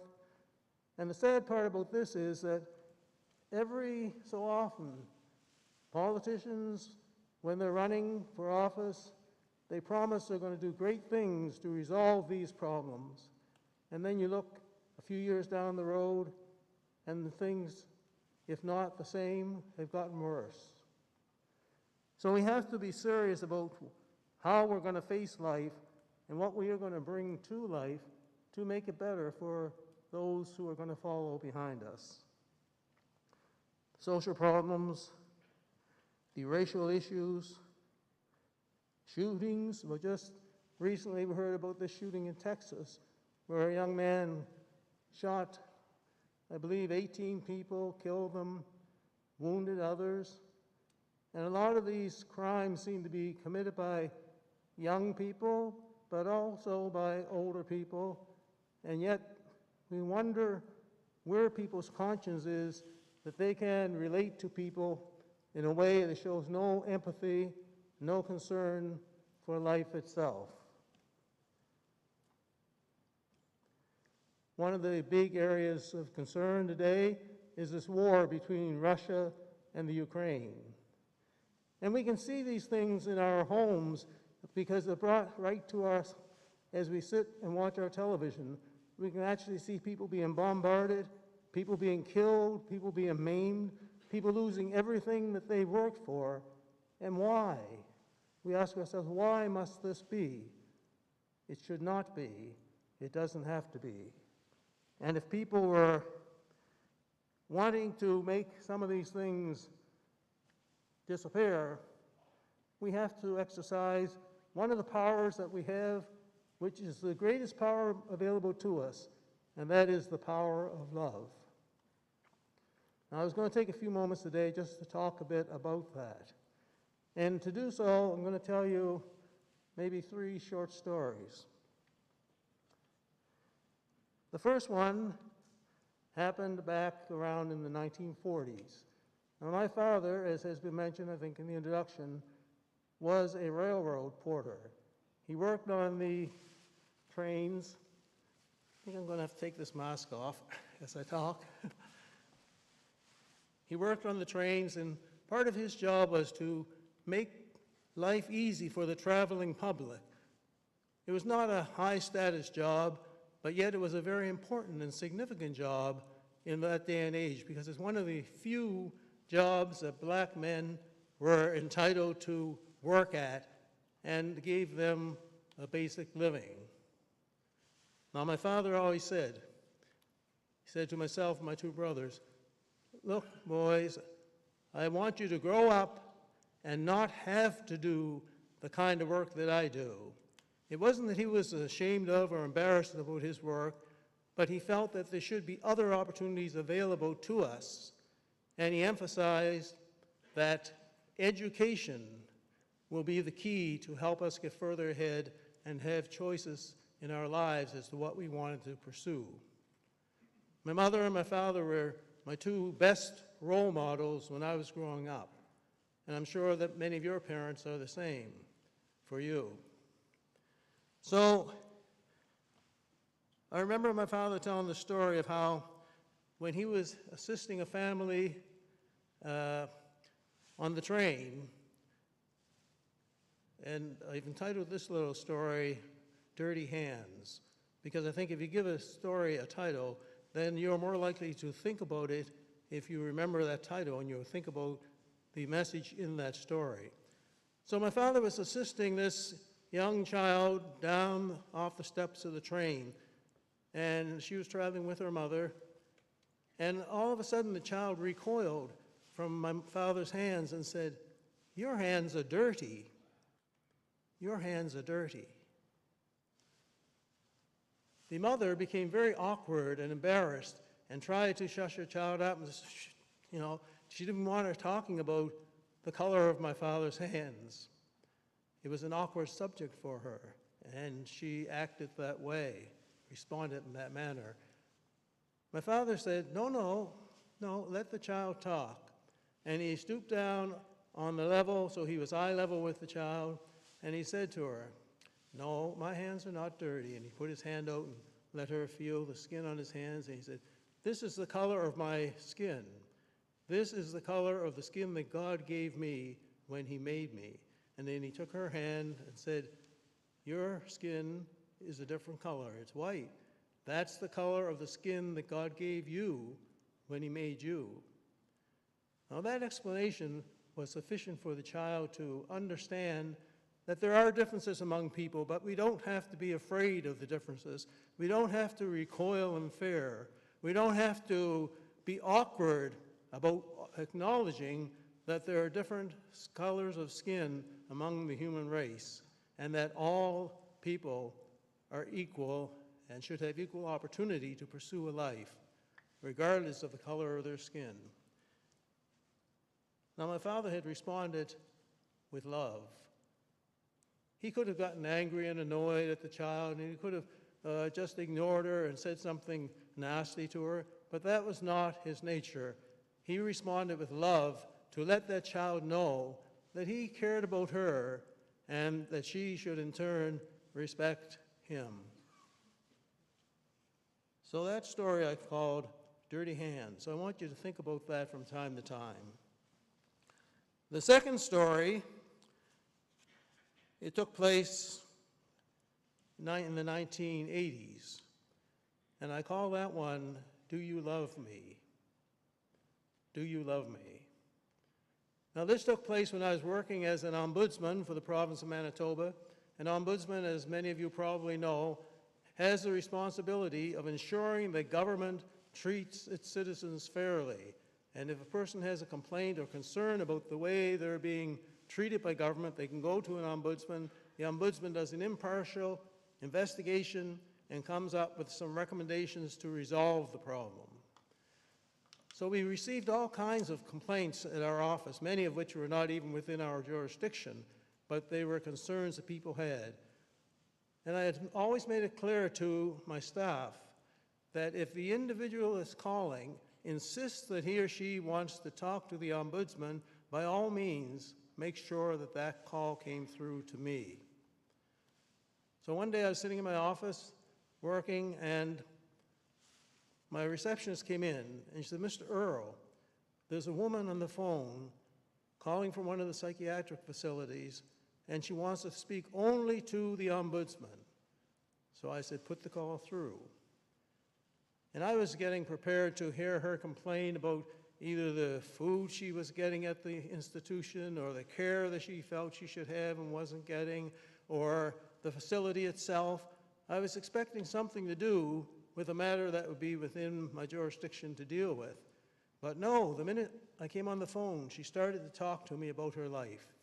She went back to when she was a child and how she was abused and mistreated as a child. And then as she got older, she ran into problems in her teen years. And then she married, and her husband was not kind to her. He abused her. He didn't respect her. He wouldn't even let the children come to visit her in the institution where she was staying. And it was a terrible story. It was one of the worst stories I've heard about how a person is treated and the lack of respect for that person. And then all of a sudden she stopped. And she said, Mr. Earl, do you love me? Well, then the red flags started to go off my mind, because the only person who would ask me that question usually is my wife. And I didn't want to read a story in the next day's newspaper with the headlines, Ombudsman professes love for patient in a psychiatric facility. So I thought I better answer this carefully.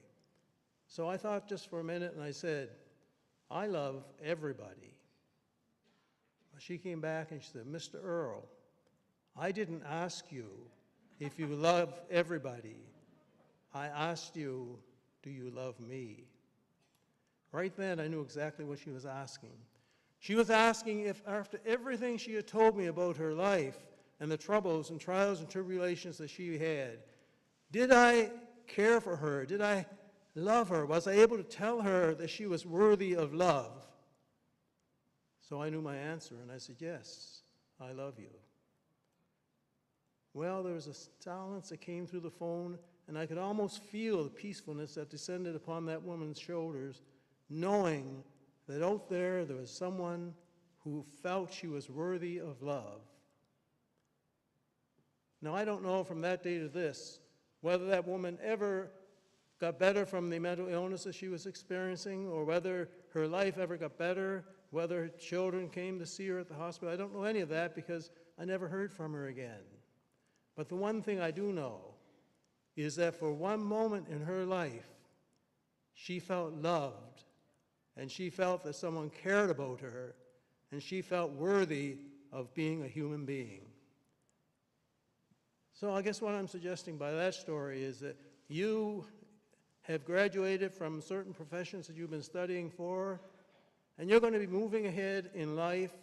You're going to be meeting many people, many who will be perhaps like that child, curious about the differences between races, or perhaps like that woman who felt that nobody loved her.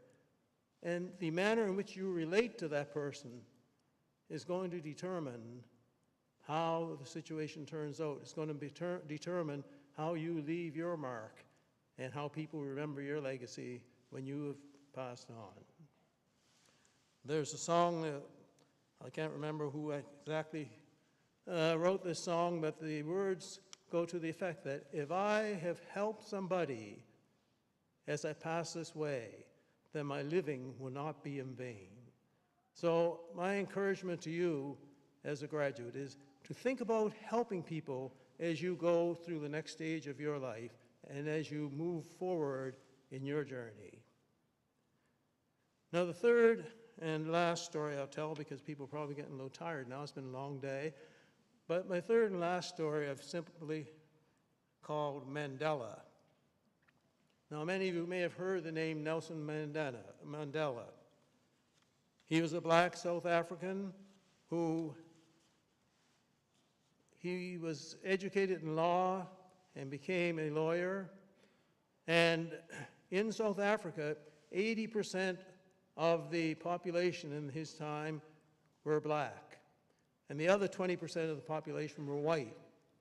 And South Africa had a system then called apartheid, which was segregation based upon racial origins. And the power was all resting in the hands of the 20% who were white. And there were no black people in government, and black people were at the bottom strata of society.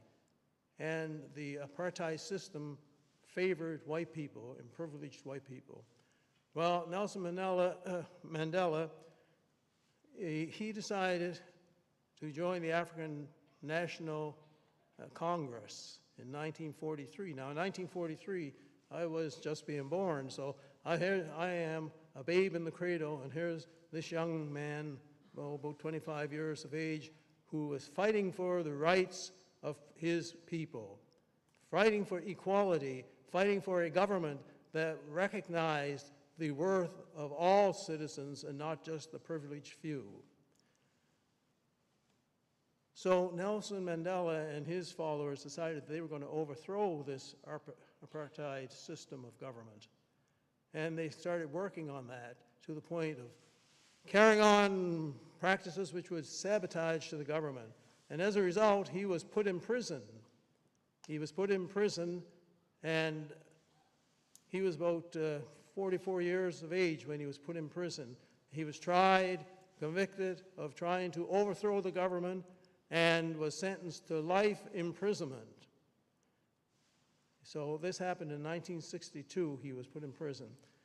Well, there was such an outrage because he had gained a reputation worldwide of fighting for social justice and for what is right. And there was international pressure on the government of South Africa to free Nelson Mandela. And that was both internationally and at home, this pressure is being put on. So the president of the day, F.W. de Klerk, he decided that he would free Nelson Mandela. And he freed him after he had served about 27 years in prison. Now here's a man that was spending a good portion of his life in prison, and yet he is given freedom. He could have left the prison with a heart full of vengeance and wanting to get even with the people who done him wrong, but no. He left the prison with a heart filled with love and with a desire to continue to fight for and to bring about change in his society. So, de Klerk freedom from prison in 1990. Now, about 4 months after he was freed from prison, he visited Canada, and he made several visits since then. But at the time he visited Canada, he was not a head of state in South Africa, and yet he was given the privilege to speak to the Canadian Parliament because Canada was supporting him all the way on his efforts to become, to have freedom for the black people in South Africa. And he spoke to the Canadian Parliament in 1990. Then he came back again in 1998 and spoke to the Parliament. Now, in 1998, I had the good fortune of meeting Mandela, because at that point in time, I was a member of Parliament representing the constituency in Nova Scotia. And so people were crowded together in standing room only to hear Nelson Mandela's speech. During his speech, he gave some kudos to Canada for supporting him, and he said that at this point he was the president, the new president of South Africa. He had won in a multiracial election and become president. And he was full of praise for Canada because Canada had helped him along the way and supported him. Now, I put a caution there that even though he was full of praise for Canada, we as Canadians have to look at where we truly stand with respect to human rights and the kinds of things that Nelson Mandela was fighting for. Because the reality is in Canada that our Aboriginal people, our Indigenous people, have been treated very poorly under what we call the Indian Act, an act which defines who in fact is an Indian and who is not, and an act which subjugates in the same way as that apartheid system in South Africa did, subjugates our Aboriginal people and also does not treat fairly black people. It was mentioned in the introduction that I fought for recognition of the number 2 Black Battalion construction because Canada did not allow black people to fight for the armed services in the First World War. All we were deemed good for was to do the construction work and prepare the way, but we were not allowed to carry arms. So when we look at our history of Canada, even though worldwide we were touted as peacekeepers and so forth, we did not have the kind of freedom that Nelson Mandela fought for in South Africa. However, the main story I want to get through with respect to Mandela is his heart of love. He was able to accomplish great things because of the love that he felt for his fellow human beings and his desire to create racial unity among the groups in his country. And that is why he was able to accomplish such a task, because of the love within his heart. Now, at the 1998 meeting, when Nelson Mandela addressed the Canadian Parliament, the crowd was overflowing. It was standing room only. And I am a somewhat introverted self. I am not one that would push my way to the front of a crowd to see someone. I might stand in the background off to the side and observe, whereas other people may push forward. And at the end of Nelson Mandela's speech in 1998, the crowd was merging forward, closing in on him, and I was standing back there quietly just observing when all of a sudden someone grabbed me by the arm and started to pull me forward and said, "Gordon, come on, I want you to meet Nelson Mandela." And it was Alexa McDonough, who was the leader of the party that I had represented in Parliament. And Alexa was very outgoing and more of an extrovert than I was. She knew her way around Parliament because she had had several years' experience as a politician. And so she pushed this way and that way, and she pulled and practically dragged me through the crowd the next thing I knew, I was standing face to face with Nelson Mandela. And I can tell you that was one of the most beautiful experiences of my life, because here he was, and it seemed like he related almost instantly to me, because Alexa said to him, "Mr. Mandela, I want you to meet Gordon Earl, the first black Nova Scotian elected to Canadian Parliament."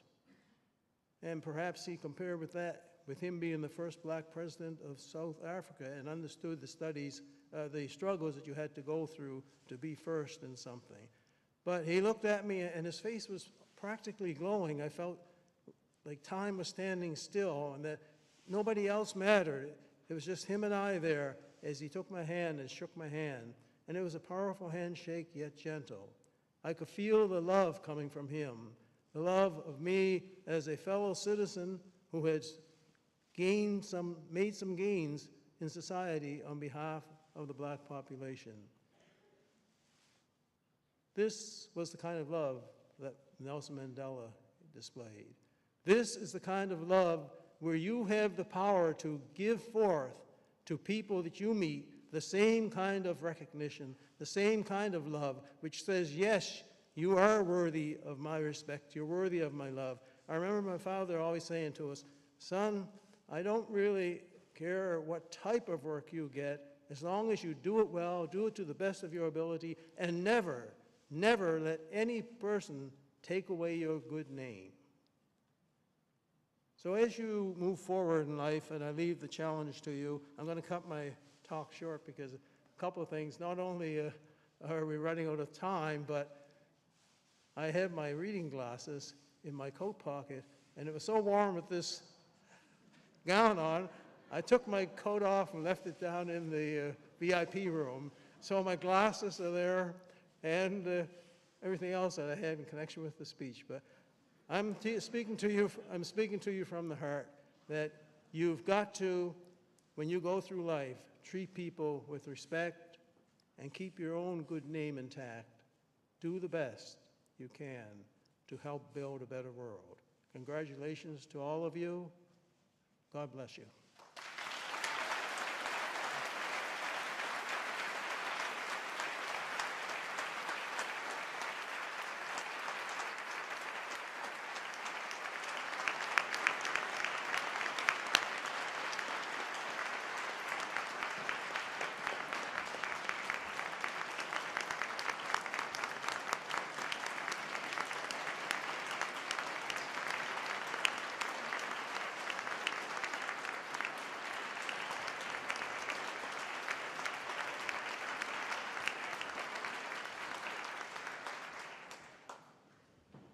Miss Marley Sampson, would you now come forward? Miss Marley Sampson.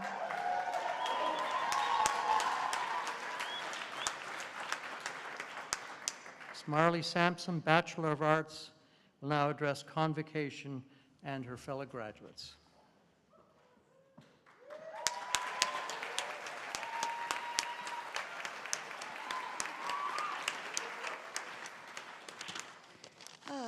Hi, everyone. It's nice to see you all. My name is Marley Sampson, and I have the honor today of being this year's valedictorian and representing the graduating class. First, I want to say thank you. Thank you to the graduating class for voting me into this role. Thank you to the family, friends, and faculty that have come to support a graduate here today. And lastly, graduates, thank yourselves because we did it.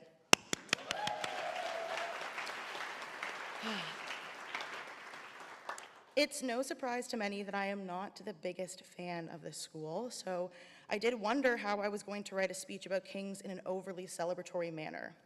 However, I am truly a fan of this graduating class and believe the amazing people in front of me who I got to share these last few years with deserve to be celebrated and deserve to be celebrated loudly. And I don't know about all of you, but today I just need to celebrate that we're done and we did it and we can go now.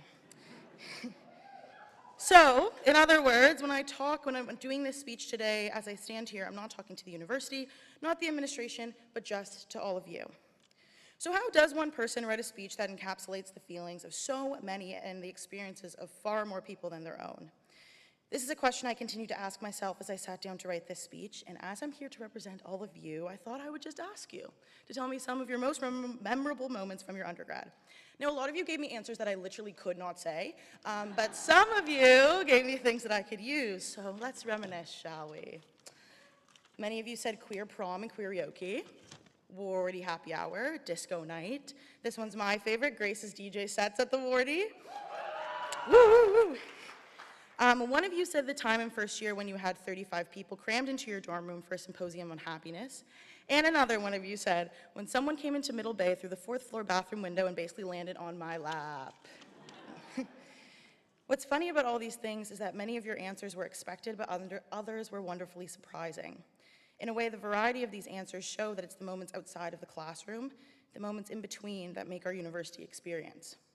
As I was trying to figure out what to say to all of you today, I did what I often do. I called my mom, and she told me 2 things. She said, 1, be yourself, and 2, to talk about my kings.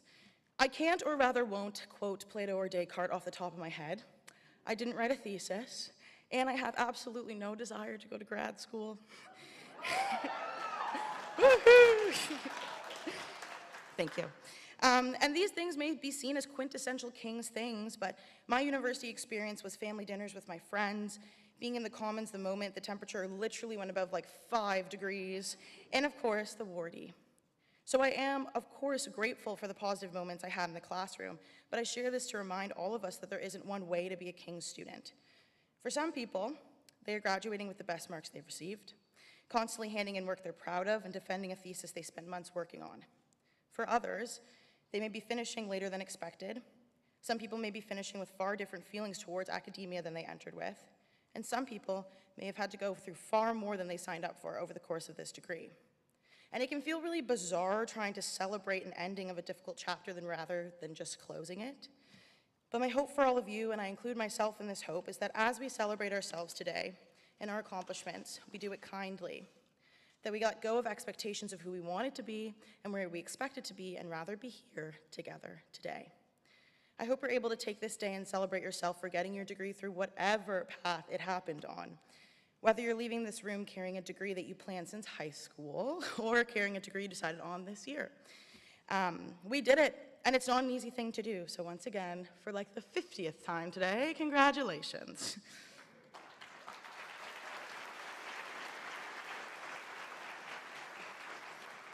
Another interesting through line in a lot of your most memorable moments is that these weren't moments that were spent alone. These moments happened in community spaces or rooms of friends. For many of us, our university experience was about far more than was written on the syllabus. It was about the people we shared this experience with. When I think back to my experience, I think of meeting my best friends, what they've taught me about friendship and the openness in which we can love each other when we meet each other where we are at and have others meet us where we are. How we can grow together even as we will soon now grow apart. As I shared earlier, I can't and rather won't quote Descartes, but I can and will quote Bell Hooks. For those of you who are not familiar with Hooks' work, she was a scholar on love, how we love each other, our communities, and ourselves. Over the course of my degree, I wrote on Hooks 18 times, so reuse quotes, it's good, you know? So for this speech, I did what I did for my other 18 papers. I turned to Bell Hooks. In CSP this year, we read some excerpts from All About Love, chapter 8 is titled Community, Loving Communion. Though I remain in disbelief over the friendships I have made here, I also acknowledge that not everyone may have felt they found their people, and that's okay. Even if that is the case, or you're like me, avoiding the very real fact that you and your people will no longer live 5 minutes away from each other soon, I hope we can all say that there are aspects of this community that we will genuinely miss. Moments with each other that we will genuinely miss. So, in chapter 8, Hooks writes that the love we make in community stays with us wherever we go. With this knowledge as our guide, we make any place we go a place where we can return to love. There's almost like a detachable fear that comes with the exciting freedom of graduating. And for me, thinking of the love that we have shown our friends, our peers, and ourselves throughout this time, not as something of the past, but as something we carry with us, guiding us in our future acts, is a thought of comfort.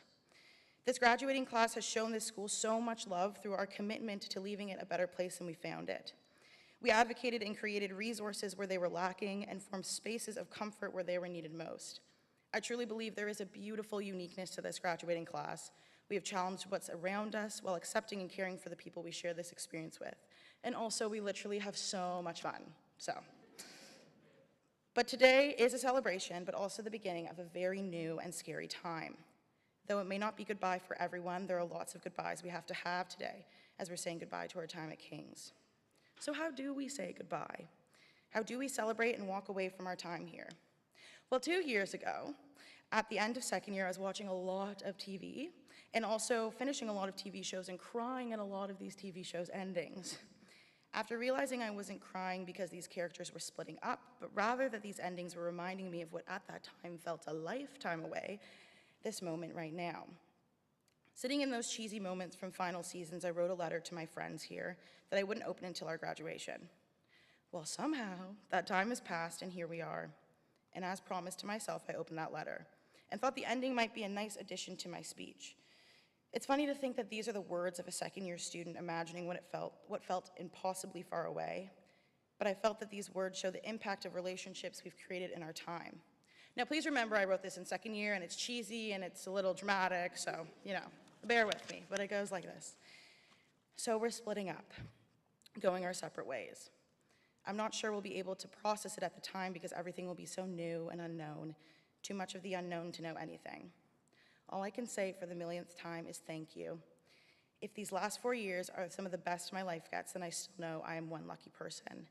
But since I know we will be in each other's lives for much, much longer, I know I'm the luckiest person in the world.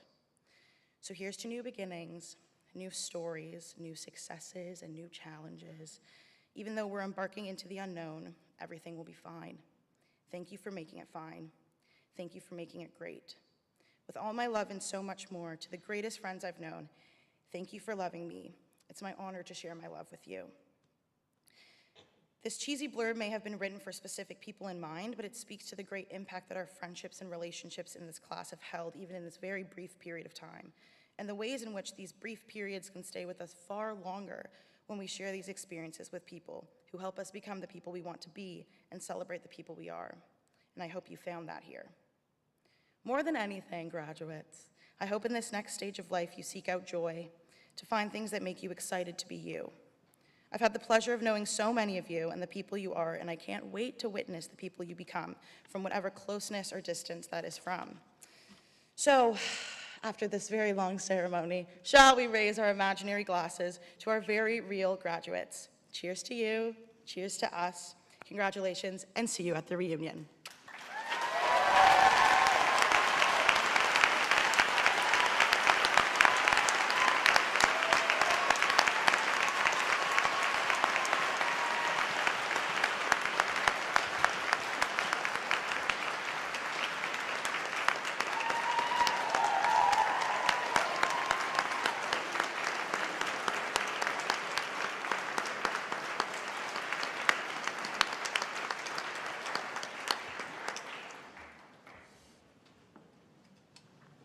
We are now going to be sent on our way by the college visitor, the Right Reverend Sandra Fife, the Anglican Bishop of Nova Scotia and Prince Edward Island.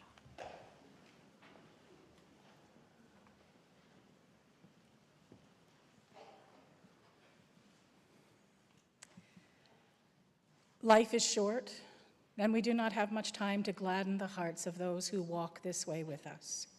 So be swift to love and make haste to be kind. And the blessing of God, Creator, Redeemer, and Sustainer, be among you, be upon you this day, and be with you always. Amen.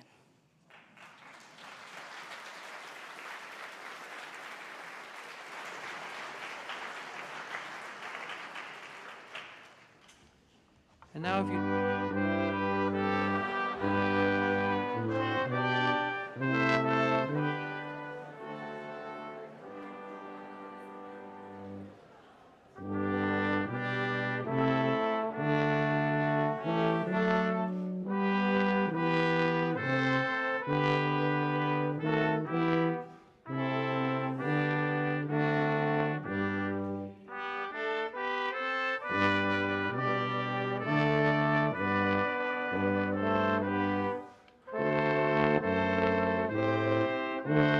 Thank you.